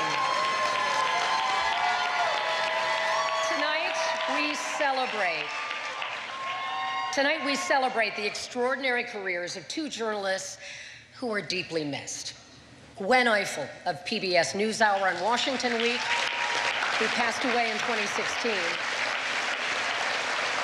and Bill Plant of CBS News, who left us last year. The 2023 Dunnigan Payne Prize honors Gwen and Bill.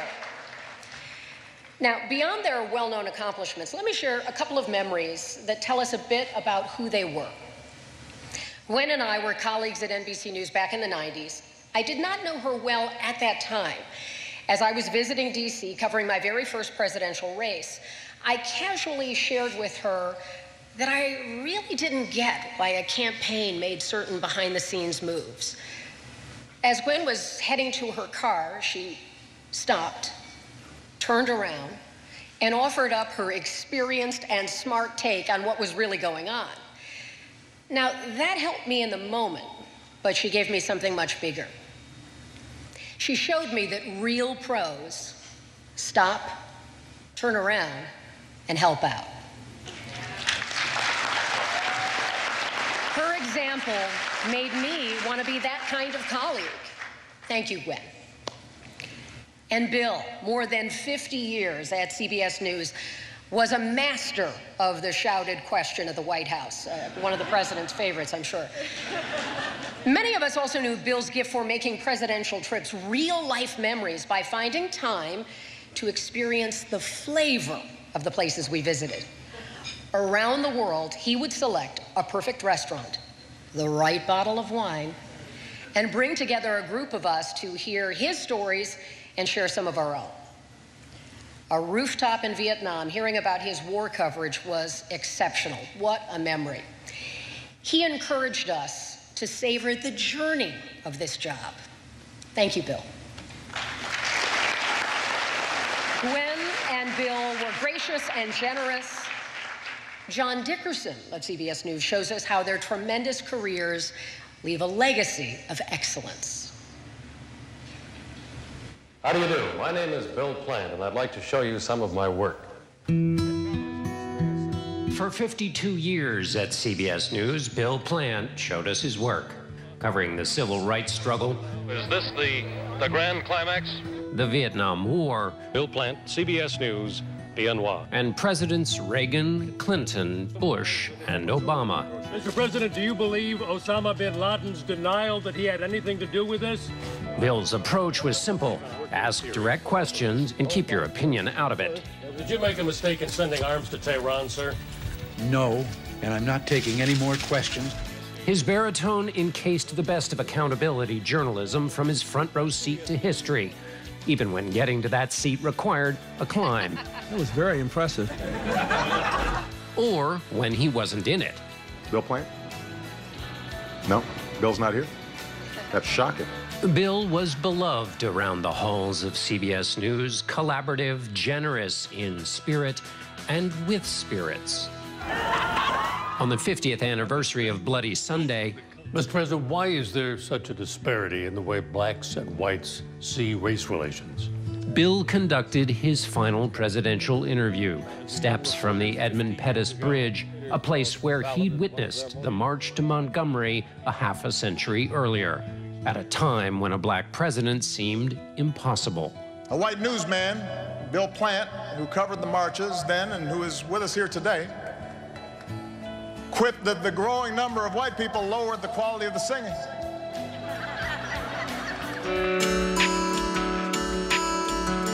Gwen Ifill, a preacher's daughter, came of age in the civil rights era.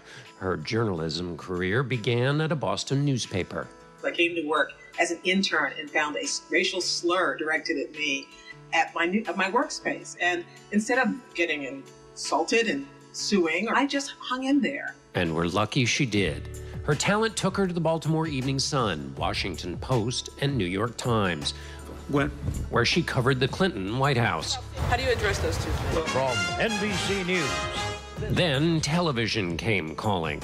First, NBC. Bob Dole really does have a good argument to make about how his tax cut will help women. Then, in 1999, to the PBS NewsHour and Washington Week. She became the first black woman moderator of a national public affairs show. Gwen was also admired for incisive questions and thorough preparation, skills she brought to the PBS NewsHour anchor desk as one half of the first all-female network news team. Good evening, I'm Judy Woodruff. And I'm Gwen Ifill. She moderated a pair of vice presidential debates and tangled with presidents, too. I always appreciated Gwen's reporting, even when I was at the receiving end of one of her tough and thorough interviews. In a city so often defined by cold power and its abuse, Gwen Ifill shared what she had achieved, turning her smile to light the way for those she could help. She was often a first, but she made sure she wasn't the only. Promise to care about more than yourself, to affect the lives of those around you. Tonight, we honor Bill Plant and Gwen Ifill posthumously with the Dunnigan Payne Prize for Lifetime Career Achievement. What a remarkable legacy. And accepting the Dunnigan Payne Prize on Bill's behalf is his son, Chris Plant. And for Gwen, please welcome her brother, Bert Ifill.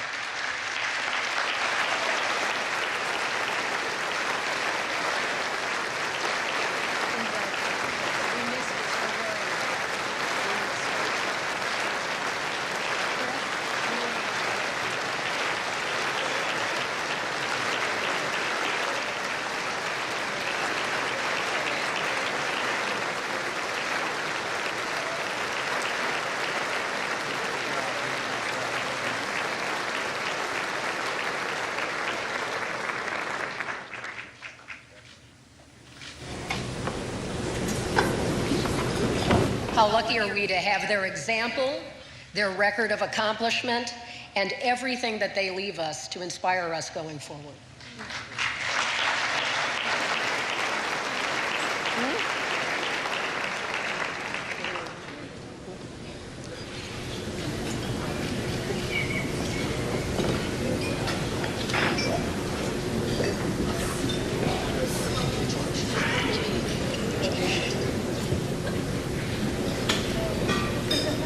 The Dunnigan Payne Prize. Thank you all so much.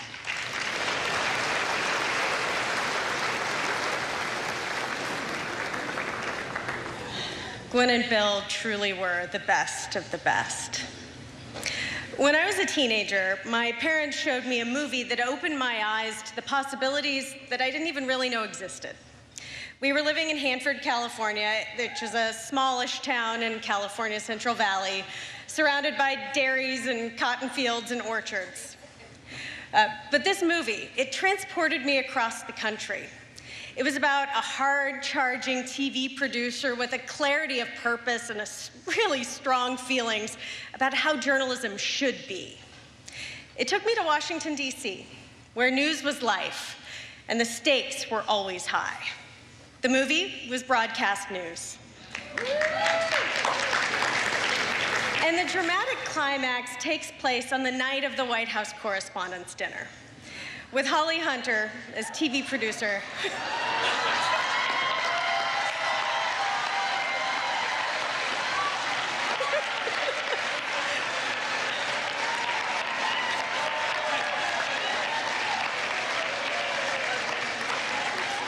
Holly Hunter was dressed up as TV producer Jane Craig.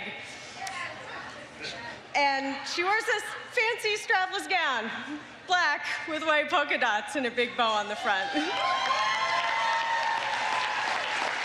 As you can see, it made quite an impression.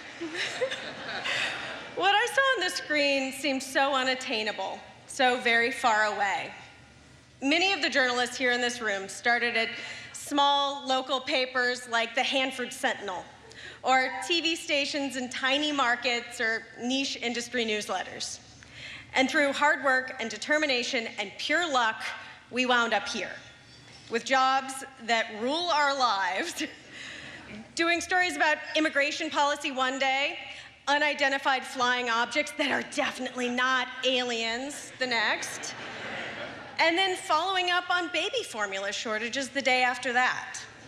What I'm saying is this is the most high-profile general assignment beat in all of journalism. As president of the White House Correspondents Association, it is my job to try to make it easier for everyone else in the press corps to do their jobs. That is, to report on the President of the United States, to shine a light, hold the administration accountable, and share our reporting with the world. And this is never more important than when the president goes to a war zone. When President Biden decided to make a clandestine visit to Kyiv, I made the call to Sabrina Siddiqui of the Wall Street Journal. I asked her to drop everything and come to the White House. She asked if she was in trouble. And if this had been a movie, I would have said, no, but you're about to get the assignment of a lifetime. But this wasn't a movie, and what I told her wasn't nearly as dramatic. She and Evan Vucci, a photographer with the Associated Press, were getting the assignment of a lifetime, though. They would be the only two journalists traveling with President Biden to Ukraine. Neither of them hesitated. White House journalists go where the president goes, wherever that may be, whether it's Wilmington again, or a 20-hour round-trip train ride through the Ukrainian countryside to spend 5 hours in Kyiv.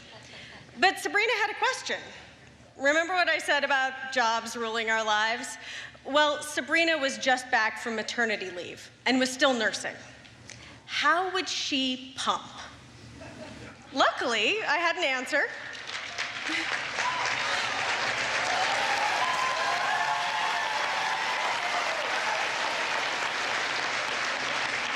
I had started the wheels turning days earlier to make sure that the security and logistics arrangements were in place so that she could do both of her jobs.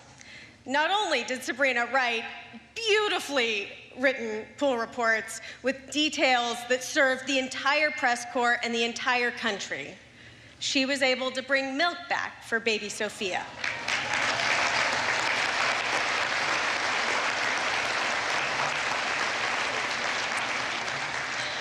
People often ask which TV show about the White House is the most accurate. And I'm here to tell you it's a lot more like Veep than West Wing. However, if you were to wander into the area where the press corps works, it's more like The Office meets Hoarders. The press workspace is cramped, and the furniture is literally falling apart. The briefing room seats are mysteriously sticky. We have this room that we affectionately call the lavatoria. That is a combo lunchroom bathroom. And the last time any of this was updated was when George W. Bush was president.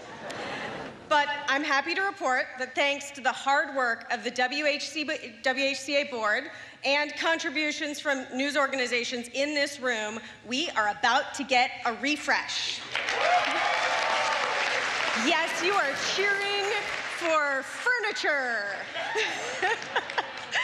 The work to remodel the press workspace will be done in the next 2 months, but before we start demolition, I thought we'd bring in a couple of home renovation experts for a consultation.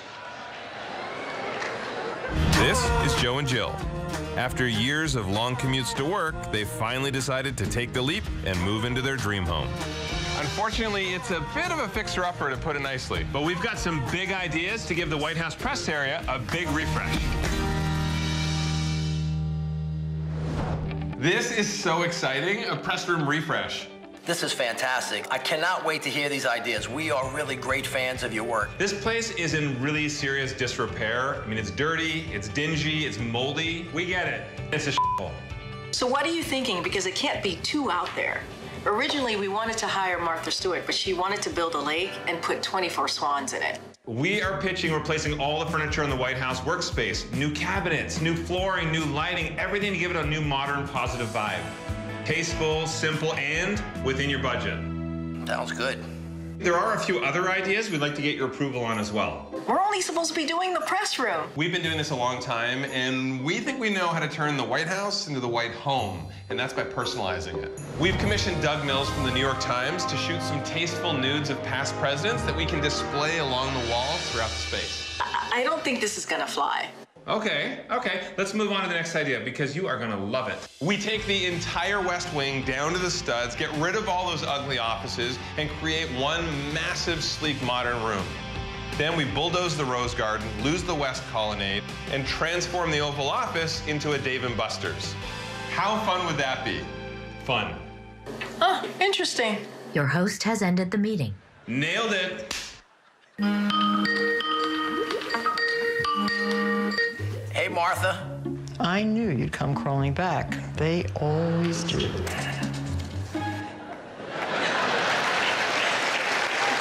and Jonathan Scott are here tonight So if anyone here is looking to replace their bathtub with a pinball machine, go find them over there. I share these moments with you this evening to remind everyone, even ourselves as journalists, that we are human beings doing a job, an important job, to the best of our abilities. And some days are better than others. We seek to open eyes, change lives, and change minds. And when we're at our best, our stories bring accountability to those in power. This is a challenging time for the news industry. My employer, NPR, just went through a painful round of layoffs, and we aren't alone. ABC, BuzzFeed, CBS, CNN, Gannett, Insider, Vice News Tonight, The Washington Post, I had to alphabetize the list. It is so long. And it is hitting local newsrooms, too. WHCA member Jonathan Salant was the last newspaper reporter based in Washington dedicated to covering the New Jersey congressional delegation. And then the Star-Ledger of Newark laid him off. You might imagine that the politicians from that state would be breathing easier. Instead, many of them protested because they know that the citizens of New Jersey need that journalistic spotlight on their elected leaders.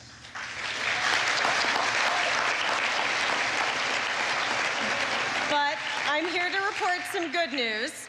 Jonathan was recently scooped up by a newspaper in Pittsburgh. So, Pennsylvania lawmakers, watch out. But the threats to an independent press aren't just financial. Our thoughts tonight are with Evan Gershkovich, a reporter for the Wall Street Journal.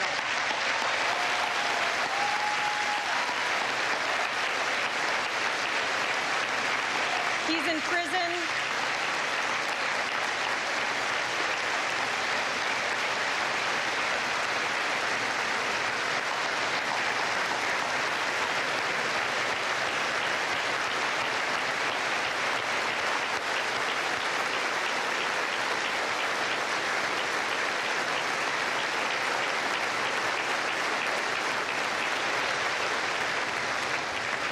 Evan is in prison tonight in Russia on fake espionage charges, simply for doing his job, reporting. He loves blaring Russian rock music, and as the son of Russian immigrants, loves reporting stories about Russia, not just about its leaders, but about regular people too. And his family is here tonight.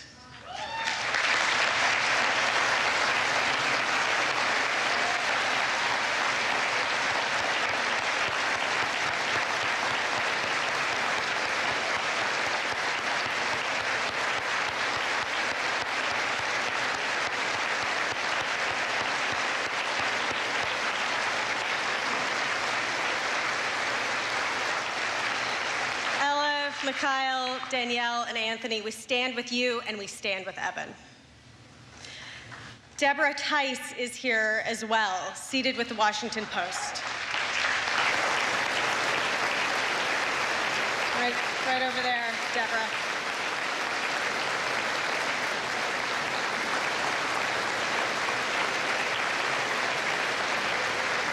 There.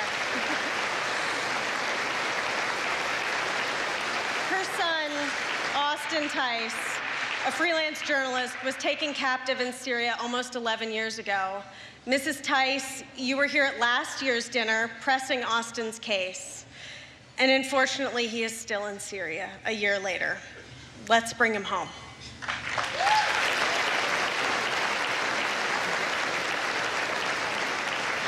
Evan and Austin are among the hundreds of journalists, too many to name, wrongfully detained in countries where there is no such thing as a free press. The threats also come from within. There are reporters in this room who have been derided by the people within their own organization, dismissed as the journalists, for reporting the facts, for telling people the truth, as if that's a bad thing. It isn't. This is also a challenging time for our country. People are choosing their news in part based on what they want to hear. And this makes us all vulnerable to conspiracy theories, to seeing the worst in our fellow citizens, to losing sight of our shared humanity. Despite the fact that you see us all sitting here together on this stage, the relationship between presidents and the press who cover them is never easy, ever. Every president privately and sometimes publicly bridles at his news coverage. And yet they invite us in and take our questions. Though, sir, maybe not as many as we would like.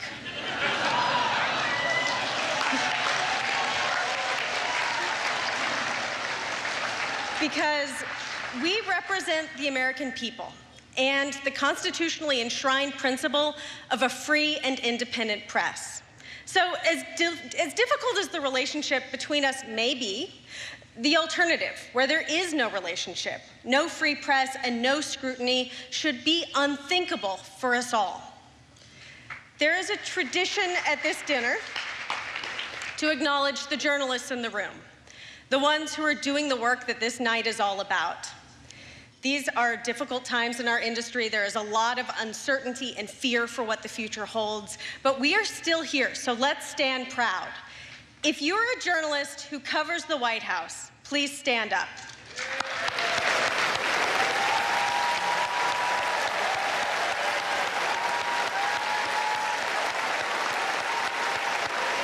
If you work in radio, please stand up. If you work for a regional newspaper, please stand up. If you work in local or regional television, please stand up. Stay standing, guys.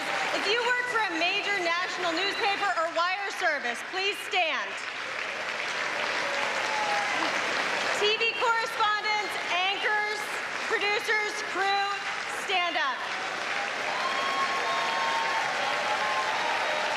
And finally, if you support the work that all of us are doing, if you believe in a free press, if you believe it is a pillar of democracy, if you defend the power to ask questions, to open eyes, to change lives and change minds, please stand.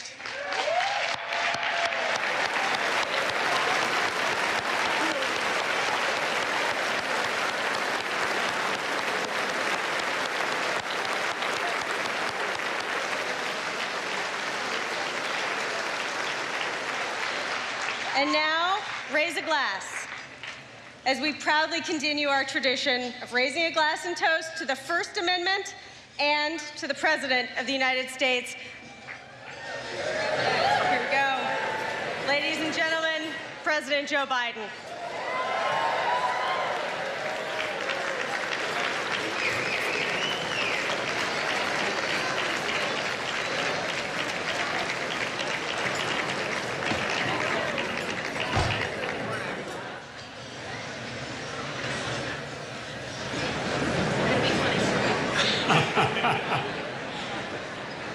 Thank you, Tam, for that introduction, I think. Let me start on a serious note. Jill, Kamala, Doug, and I, and members of our administration, are here to send a message to the country and, quite frankly, to the world. The free press is a pillar, maybe the pillar, of a free society, not the enemy. Thomas Jefferson wrote, you all know this quote. Thomas Jefferson wrote, "We're left to me to decide whether we should have a government without newspapers or newspapers without a government. I should not hesitate to prefer the latter." To Evan's parents, Ella, Mikhail, and sister Danielle, as I've told you in person, we, not just me, we all stand with you. Evan went to report in Russia to shed light on the darkness that you all escaped from years ago. Absolute courage. A handwritten letter from prison to his family, Evan wrote, quote, "I am not losing hope." In an interview, his mom, Ella, said, "One of the American qualities that we absorbed is to be optimistic. That's where we stand right now." To the entire family, everyone in this hall stands with you. We're working every day to secure his release. looking at opportunities and tools to bring him home. We keep the faith. We also keep the faith for Austin Tice. His mom, Deborah, is here tonight. She knows from our several conversations, the conversations with me and my senior staff, we are not giving up. As I told you at this dinner last year, as I told you in the Oval Office, you raised an incredible son. When he was a kid, he was an Eagle Scout, a big brother, a born protector, a U.S. Marine, 3 tours in Iraq and Afghanistan. Austin was a fearless journalist and a future lawyer. As a consequence of Austin showing the world the cost of war, he's been detained in Syria for nearly 11 years. It's simply wrong, it's outrageous, and we are not ceasing our effort to get him, find him, and bring him home. Tonight, our message is this: journalism is not a crime. Evan and Austin should be released immediately, along with every other American held hostage or wrongfully detained abroad. Paul Whelan, unjustly held in Russia for more than 4 years, whose brave sister I've met with and whose family has never quit fighting for Paul. And I promise you, neither will I and neither will this administration until we get him home. And there are other Americans being unjustly held in Iran, Venezuela, China, and elsewhere. Their stories may not make headlines or hashtags, but every day, their family looks at that empty chair at the kitchen table. Birthdays, anniversaries, holidays without them. The pain of living in limbo, in a sense, is almost worse than the pain of having lost a child and looking at that empty chair. The stress of not knowing, the sorrow of uncertainty. But I want them and their families to know, Jill and I understand. We see them. They are not forgotten. And I promise you, I am working like hell to get them home. As a nation, we'll never give up on hope. Things can get better. Things can turn. Things can change. Tonight, unlike last year, Brittany Griner's here with her wife, Cheryl. Brittany, where are you, kid? Stand up. Come on. I love this woman.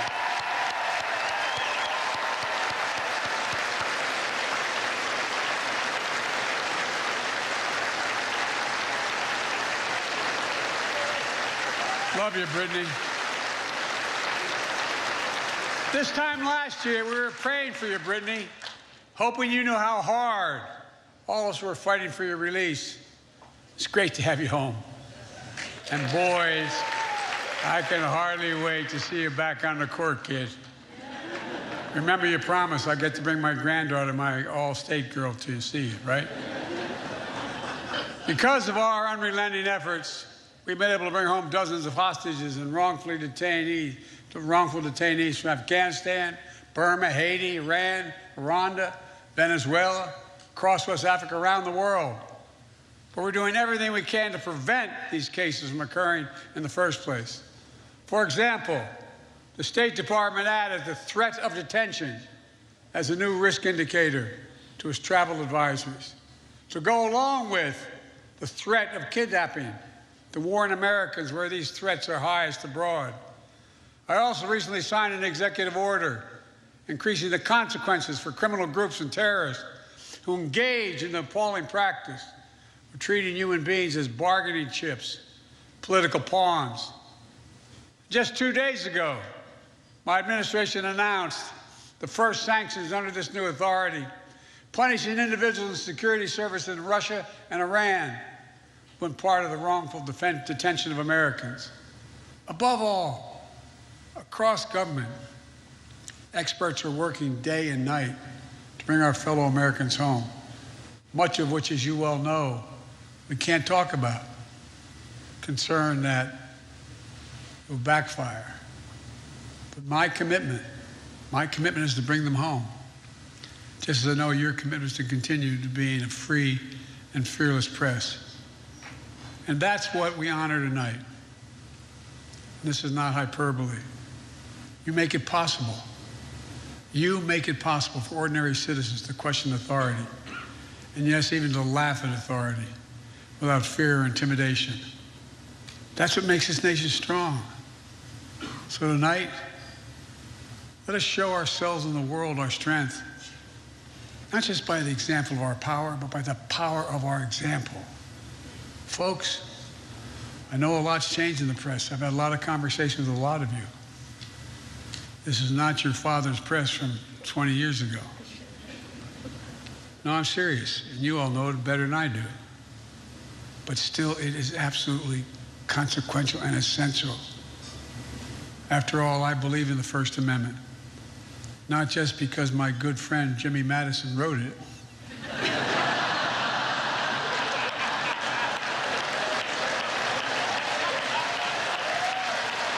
Look, in a lot of ways, this dinner sums up my first 2 years in office. I'll talk for 10 minutes, take 0 questions, and cheerfully walk away.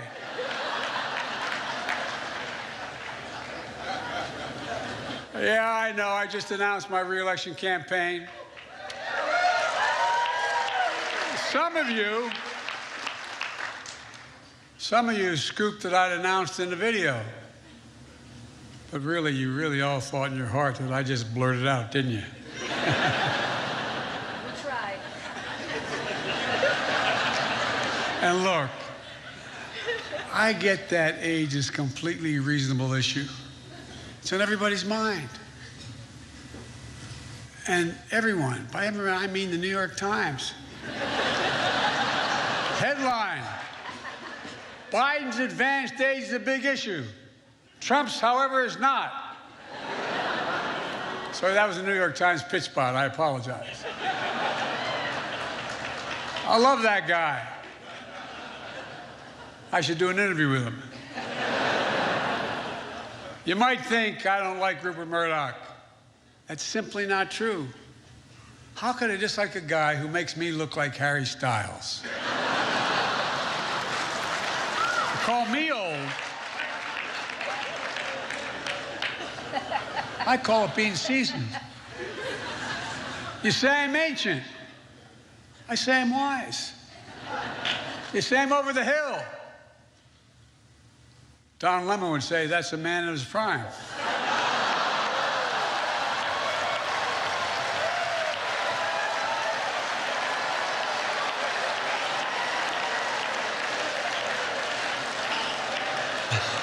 Folks, it's wonderful to be back here again, proving I haven't learned a damn thing. I want everybody to have fun tonight, but please be safe. If you find yourself disoriented or confused, it's either you're drunk or Marjorie Taylor Greene.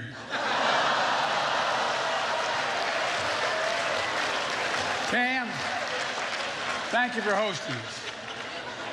I love NPR.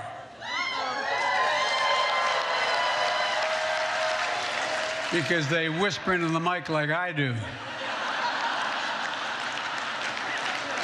But not everybody loves NPR. Elon Musk tweeted that it should be defunded. Well, the best way to make NPR go away is for Elon Musk to buy it.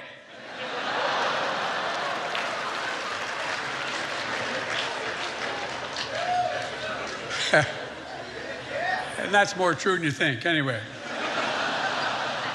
This dinner is one of the 2 great traditions in Washington. The other one is underestimating me and Kamala.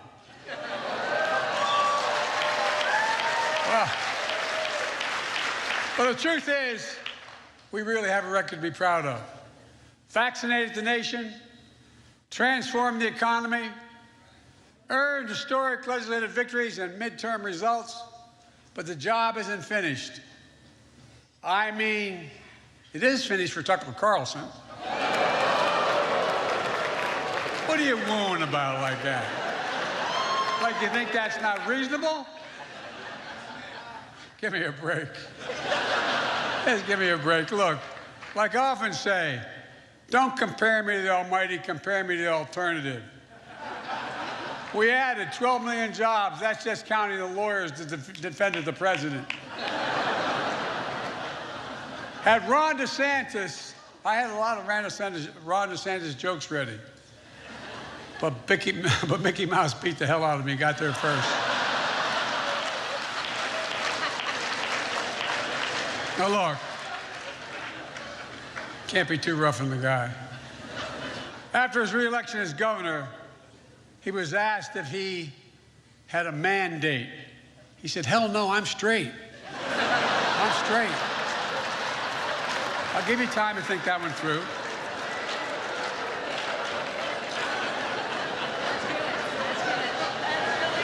You got it? Look, y'all keep reporting my approval ratings at 42%. But I think you don't know this. Kevin McCarthy called me and asked me, Joe, what the hell's your secret?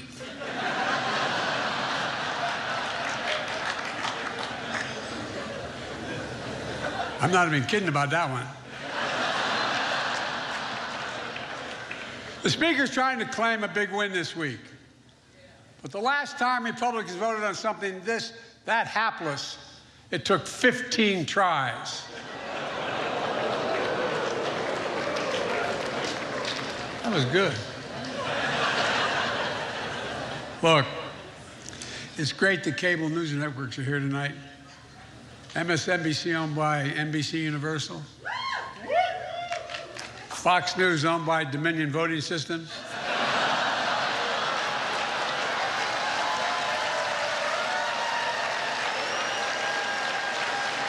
Last year, your favorite Fox News reporters were able to attend because they were fully vaccinated and boosted. This year, with that $787 million settlement, they're here because they couldn't say no to a free meal.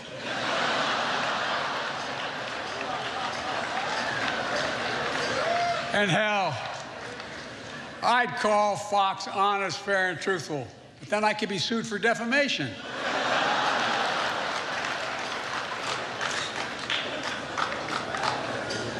It ain't nothing compared to what they do to me.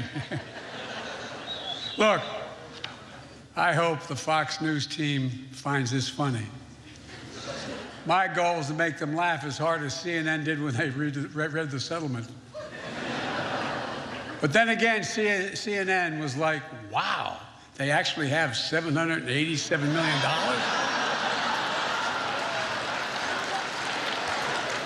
Whoa.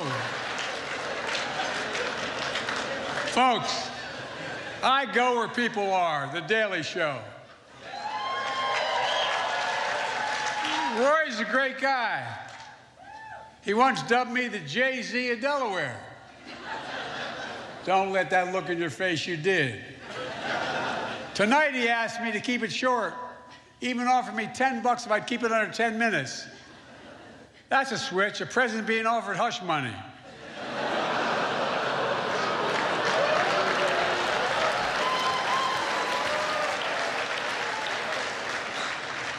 Look, I'm going to leave the jokes to the pros, but let me conclude on a genuinely serious note.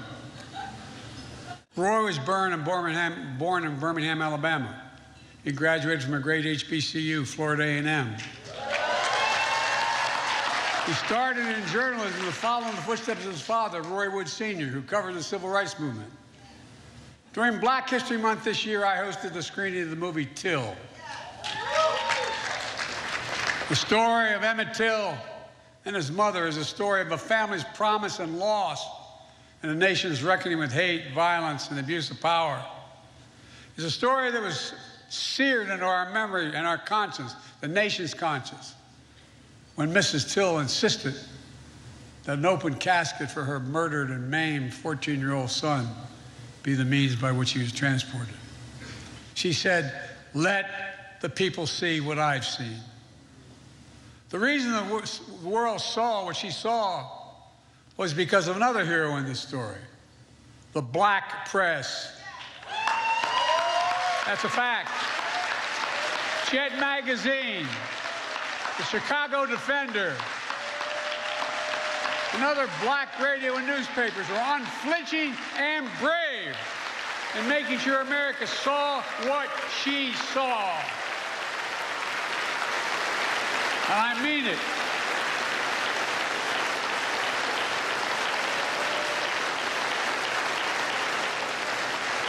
Ida B.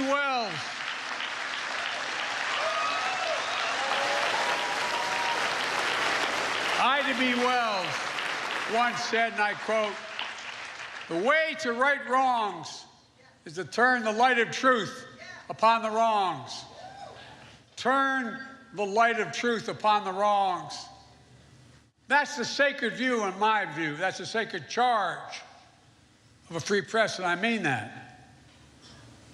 That's what someone we still miss so much, who you honored posthumous tonight, stood for, Gwen Ifill.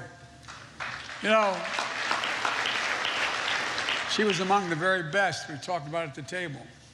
She moderated my first debate for vice president and was a trusted voice for millions of Americans. Gwen understood the louder the noise, the more it's on all of us to cut through the noise to the truth. The truth matters. As I said last year at this dinner, a poison is running through our democracy and parts of the extreme press. Truth buried by lies, and lies living on as truth. Lies told for profit and power. Lies of conspiracy and malice, repeated over and over again, designed to generate a cycle of anger, hate, and even violence. A cycle that emboldens history to be buried, books to be banned, children and families to be attacked by the state, and the rule of law and our rights and freedoms to be stripped away. And we're elected representatives of the people, are expelled from state houses for standing for the people. I made clear that we know in our bones, and you know it too, our democracy remains at risk. But I've also made it clear, as I've seen throughout my life, it's within our power, each and every one of us, to preserve our democracy. We can, we must, we will. I'd like to make a toast, if I had a glass.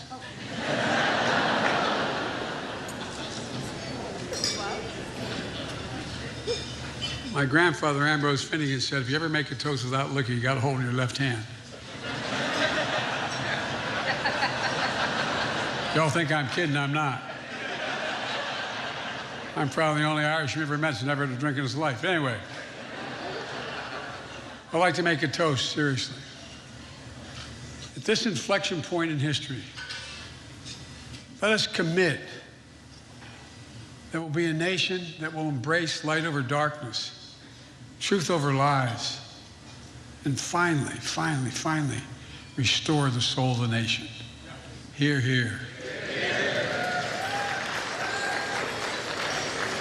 Ladies and gentlemen, can I give you that? Yes. I'm going to turn this over to Roy.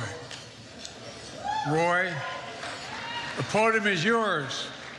I'm going to be fine with your jokes, but I'm not sure about Dark Brandon.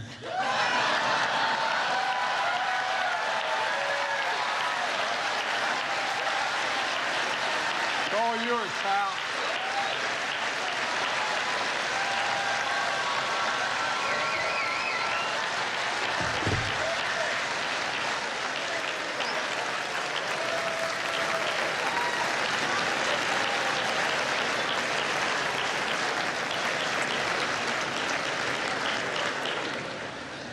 Thank you, Mr. President, I think.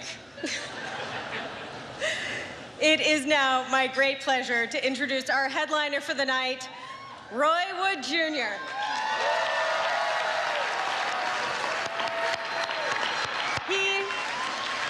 He is a correspondent for The Daily Show who just had a killer week as guest host. But Roy doesn't just play a fake journalist on TV. That degree from Florida A&M University is in broadcast journalism.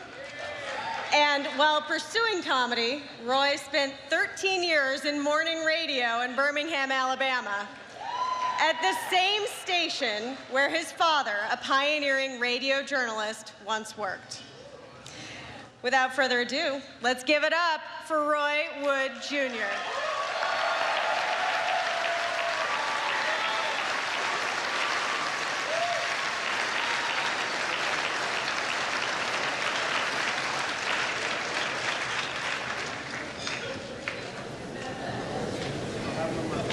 Yes, sir. Y'all give it up for Dark Brandon. I'm happy to be here. Oh, real quick, Mr. President, I think you left some of your classified documents up here. You can get them. Yeah, no, don't give them to him. I'll put them in a safe place. He don't know where to keep them. Happy to be here, though. Happy to be here. Very happy to be here. So it's a pleasure to be here amongst our country's greatest leaders, distinguished media organizations, both Property Brothers and Dr. Fauci. If you see Fauci, take a picture with him. That's your new booster shot. But y'all look good, though. I've been watching and looking around all night. Y'all look good. You dressed nice. You got the nice threads on. You got the jewelry glistening. Look like everybody got a little piece of that settlement money from Fox News.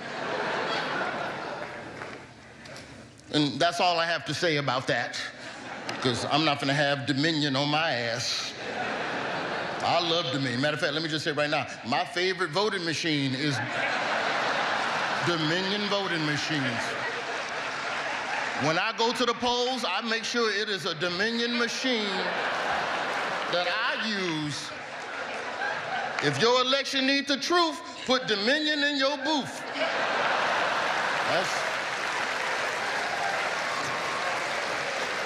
I ain't gonna get sued.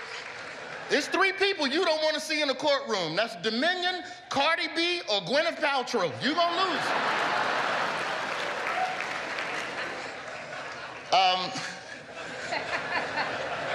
I'd like to thank Tamara Keith and the White House Correspondents Association for having me. Thank you for that. I'm well aware that not everybody in this room knows who I am, so let's just address the elephant in the room. I know what it is. Half this room think I'm Kenan Thompson. Other half think I'm Louis Armstrong. President Biden thinks I'm the dad of y'all Family Matters.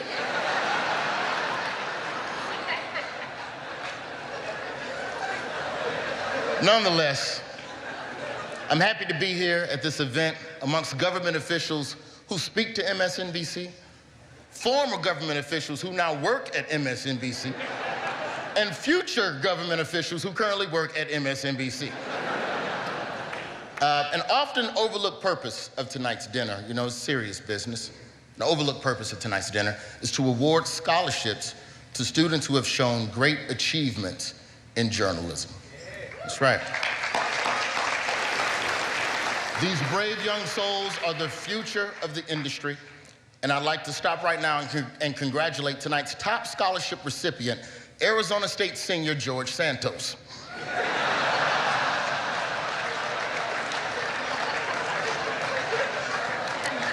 Oh yeah, George couldn't be here tonight. He's auditioning for RuPaul's Drag Race. That's not bad. That's not bad. We say good luck to you, George. Sashay away. And also, speaking of drag queens, can we stop with the grooming stuff? Can you stop talking about that? Drag queens are not at a school to groom your kids. Stop it. And even if they were, most of them kids gonna get shot at school. It ain't no problem. Don't grown pass legislation. Like they boobs gonna bother me. I'm like Mitch McConnell. I ain't got no soul. It's a tumultuous time in the media, though. We got layoffs everywhere. BuzzFeed News, NPR, Axios, Washington Post, ESPN. Paramount Global right now is considering offers from Byron Allen and Tyler Perry to purchase BET. That's how bad it is out there. These companies are so broke, they're giving BET back to black people. Which, by the way, is not what we meant when we said black people wanted reparations. We meant cash. You can give it to us in them Harriet Tubman 20s. But tonight, we are all unified under one thing, and that's scandal. Scandals have been devouring careers this year. The untouchable Tucker Carlson is out of a job. Yeah. Okay. Some people celebrate it. But to Tucker's staff, I want you to know that I know what you're feeling. I work at The Daily Show, so I too have been blindsided by the sudden departure of the host of a fake news program.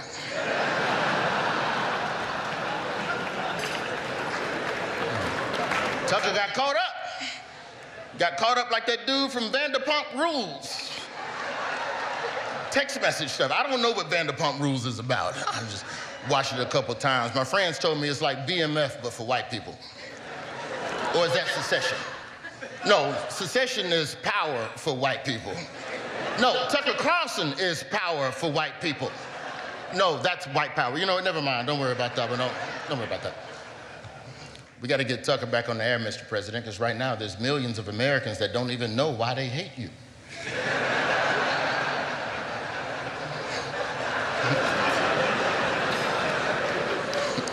Fox claimed Dominion conspired with the Democrats to rig the election. And the Democrats should be flattered that they thought that y'all were smart enough to rig an election. Warnock needed a runoff to be the werewolf. But it's not over for you, Fox News. You still got more bad news coming down the pipe.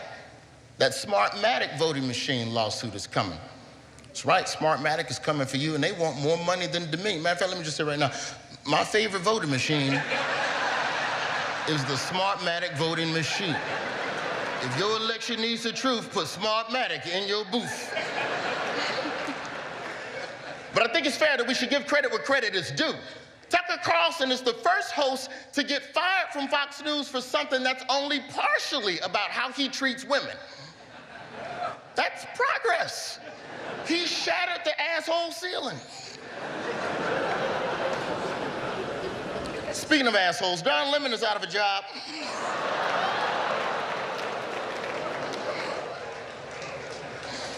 Don Lemon, my dog Don Lemon.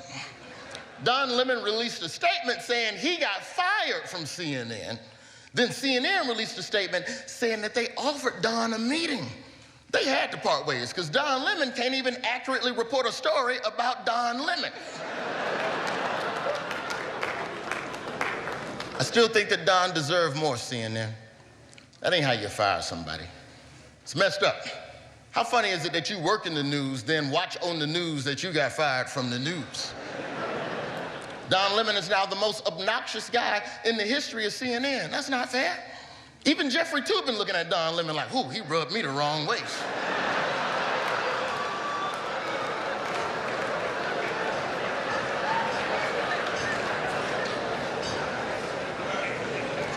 Letting Don go was the wrong move. You shouldn't have let him go. Not this soon, CNN. First off, Don was fine when y'all was letting him drink. You shouldn't have cut off his liquor. You don't fire your host after the first couple of scandals. Let the scandals got to stack up. You got to get ratings. Yes, Don Lemon was a diva, and he said a couple of women are raggedy in the face, but that's a promotion at Fox News. But I ultimately understand why CNN did what they did. I get it. It's about morals. There should be no place on air for someone who speaks with wild disregard that doesn't consider the blowback to their coworkers or their company. Thankfully, CNN is taking steps in the right direction. They got rid of Don Lemon, and they've now given a show to Charles Barkley. To Charles Barkley's co-host, Gayle King, we say good luck. I think it's going to be a good show. The whole show is going to be Charles Barkley saying something crazy, then Gayle King looking into the camera, Charles. Charles.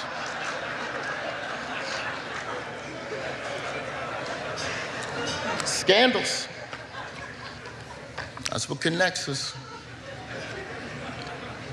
So many scandals. The king of scandals, President Donald Trump.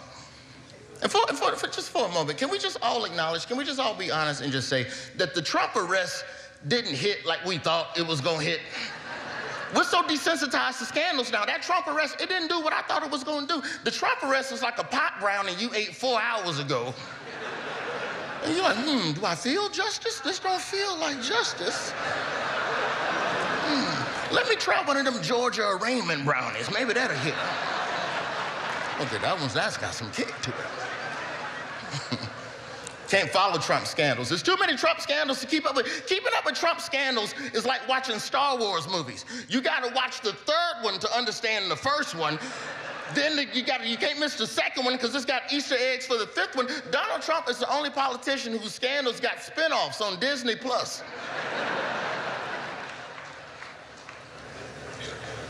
But the Trump arrest, it made everybody question what they believe. You thought you leaned one way politically, then Trump got locked up. Everybody started waffling. Put Republicans between a rock and a hard place. Donald Trump got locked up, and for years, all y'all been saying for years, we gotta get tough on crime. Trump got arrested. We meant black crime. Same thing with the liberals too. Liberals was all confused after Trump got arrested. We got to abolish prison. Trump got arrested. Bring back Rikers. I don't know about y'all, but for me, the easiest scandal to follow was the Trump document scandal. That was the one that was easy to follow. It was simple. There's some stuff that's supposed to be in the White House that ain't. And the media, y'all did y'all's job. Y'all jumped on that story. As soon as the Trump document story broke, everybody was down at Mar-a-Lago. We're reporting live from the documents, and we're gonna find them. And then we found out Joe Biden had documents too, and it was like, oh, it's not a big deal. It's not a big deal. Everybody got documents. Everybody got documents. Mike Pence had some documents. Who care about it? Oh, look, a Chinese spy balloon. Would you look at that?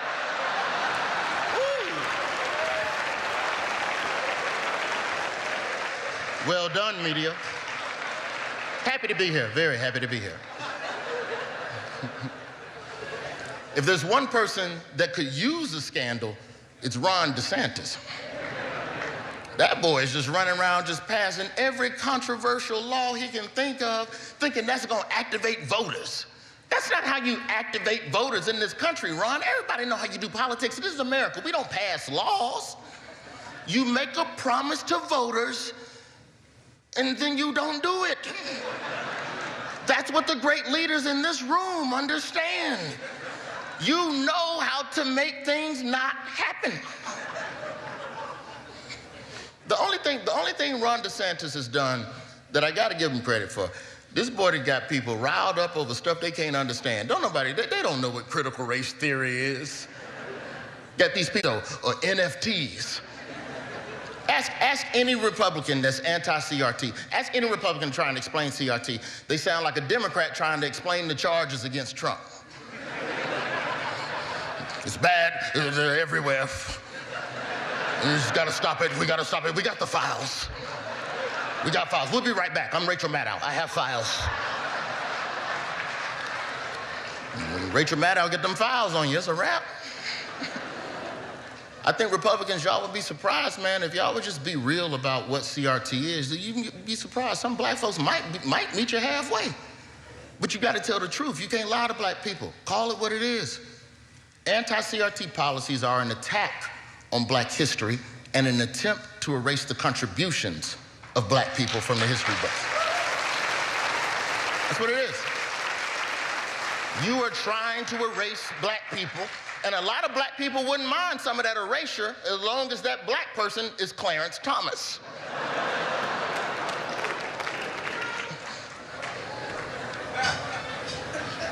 billionaire named Harlan Crow. He's flying Clarence Thomas all over the world on unreported trips, like an Instagram model, taking Clarence to the Maldives and the beaches and all. Paid for his mama's house, this billionaire. Paid for Clarence Thomas' mama's house. I gotta give it up to billionaires. Billionaires, boy, y'all are relentless. Y'all always come up with something new to buy. Like, just when you think of everything you could buy on Earth, a billionaire will come up with a new thing. Y'all buy space rockets, you bought Twitter. This man bought a Supreme Court justice. Do you understand how rich you have to be to buy a black one on top of that? There's only 2 in stock. And Harlan Crow owns half the inventory. We can all see Clarence Thomas, but he belongs to billionaire Harlan Crow. And that's what an NFT is.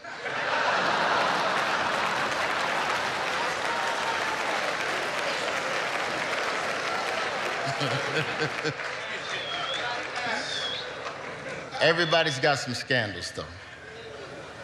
Despite the challenging times we live in, I look around this room and I see people that are hardworking.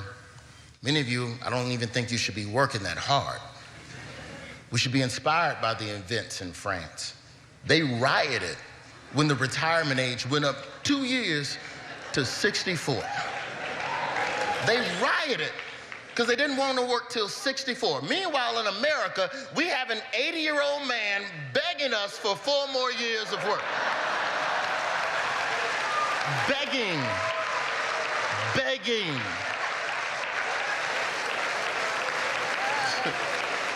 Let me finish the job. That's not a campaign slogan, that's a plea.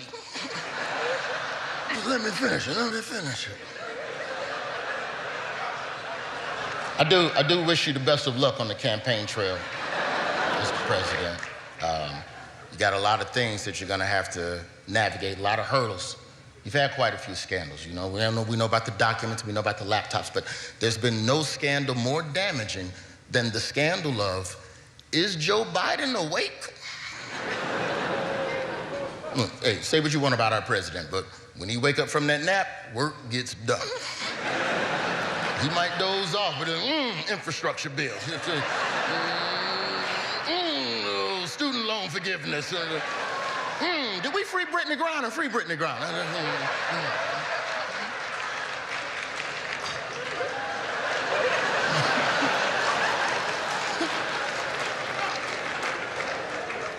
But I think the most insulting scandal to fall to the feet of the Biden administration was placed at the feet of our Madam Vice President.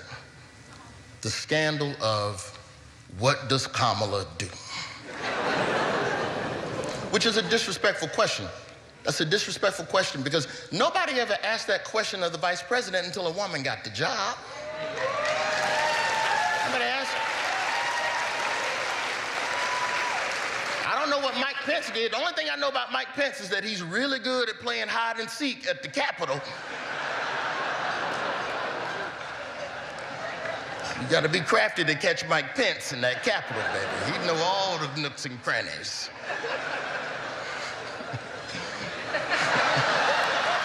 Don't put the camera on her on a Mike Pence joke. Don't do that. Don't be set. They trying to set you up, Madam Vice President. You see what they do? At the end of the day, as a vice president, the only thing you got to do is just be better than Dick Cheney. That's the bar. Just be better than Dick Cheney. They made a documentary about Dick Cheney. Now, I don't know much about the job of vice president, but I do know if they can make a documentary about your time as vice president, you vice presidented incorrectly.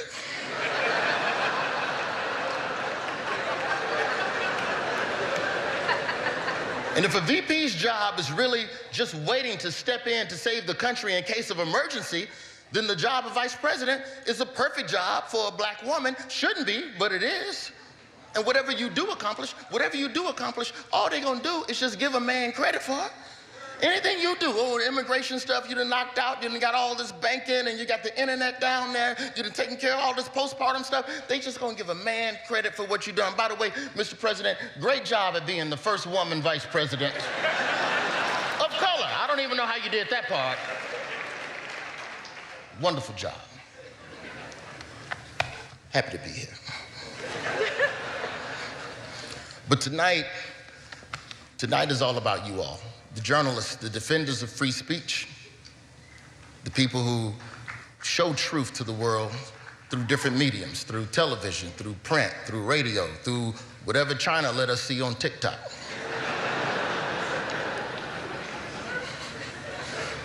But the industry that covers all of these scandals isn't immune to them themselves. The issue with good media is that most people can't afford that. All the essential, fair, and nuanced reporting, it's all stuck behind a paywall. People can't afford rent, people can't afford food, not healthy food. They can't afford an education, they damn sure can't afford to pay for the truth. Say what you want about a conspiracy theory, but at least it's affordable. I mean, well, unless you Alex Jones, it'll cost you about $900 million. And I understand that we have to put the stuff behind the paywall because creating the truth is important. People can't afford the truth, but you all can't afford to go find the truth for free. The work you do as journalists is important, it's essential, it's dangerous. My father was an embedded reporter on the front lines with black platoons in Vietnam. He was in the South African Soweto riots, he covered that. The Civil War in Rhodesia, which we know today as Zimbabwe. My father came back home and co-founded the National Black Network because he wanted to tell black stories. It's American Urban Radio Networks now, and they've been doing it 50 years, and that's part of what my father wanted to build, you know. And I know it was hard because, you know, black daddies love telling you when something was difficult. They were shooting at me, boy, but I never dropped my tape recorder. My daddy tell war stories like Brian Williams.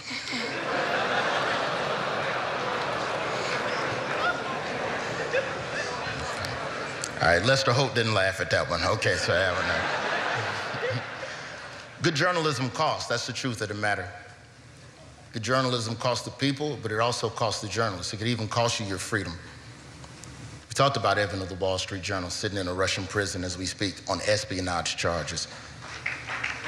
Which espionage charges, by the way, that's the foreign equivalent of saying someone fits the description. Evan and hundreds of journalists, they're imprisoned all over the world simply for doing their job. And we got to defend brave journalists. Most national stories in this country at some point were first a local story. And those stories are championed by reporters at outlets that many of them have now folded. And if we can't figure out a way to pay local reporters, then as a country, we're only left with that many more blind spots to where the bull is happening.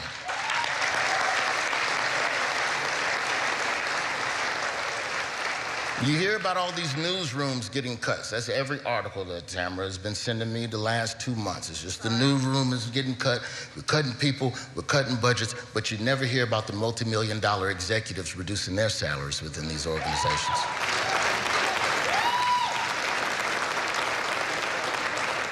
Now, how do we fix this? I don't know, I'm a comedian. I was just up at it. It's not my job to have the solution, that's on y'all. But local reporting is very important. My mother is here tonight. And I know she's furious right now because I'm trying to put on camera, but my mother was amongst a group of black student protesters fighting for equality in the 60s at Delta State University. And that was a dangerous time. But those types of incidents were covered by local reporters, and some of the shame that came from the national embarrassment of treating people inhumanely is part of the pressure that helped to create that type of change. What would have become of my mother and those other protesters if a local journalist wasn't there telling the story? And now it's no different. But thankfully, my mother's story was told. She got to complete her degree at Delta State and continued on to Florida A&M and got another degree. And then, for the last 45 years, has worked at a historically black college as an educator and administrator. And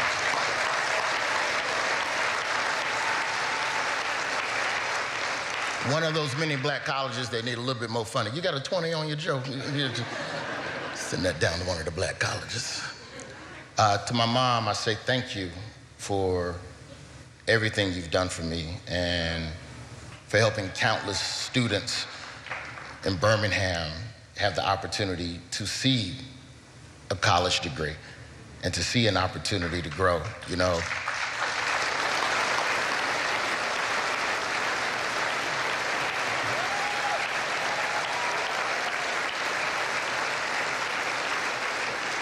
My mother's journey may not have even begun if not for brave journalists who chose to chronicle history in real time. And I don't know how to ever repay my mom for what she's done for me and what she's done for so many people in Alabama. But just know, Mama, if a white billionaire call you and offer to buy your house, please sell it. Because I might want to become an NFT. Thank you so much to the Correspondents Association. Thank you so much to Tamara Keith. Thank you all so much. Good night.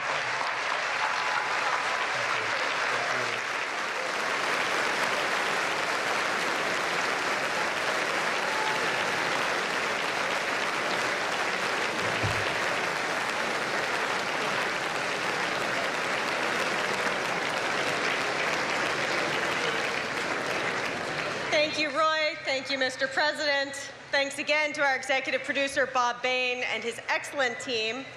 Thank you to the Washington Hilton. Thank you to our members. And now, Kelly O'Donnell, who will take the reins as WHCA president in fewer than 3 months. Kelly will escort the President of the United States and his ice cream cone dessert off of stage. May the force be with you, Kelly, when you take over this job. And everyone here, please remain in your seats until the President, the Vice President, the First Lady, and Second Gentleman have departed. Good night, everyone. Thank you.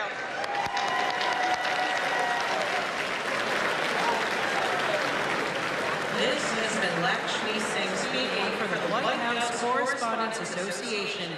Thank you and good night.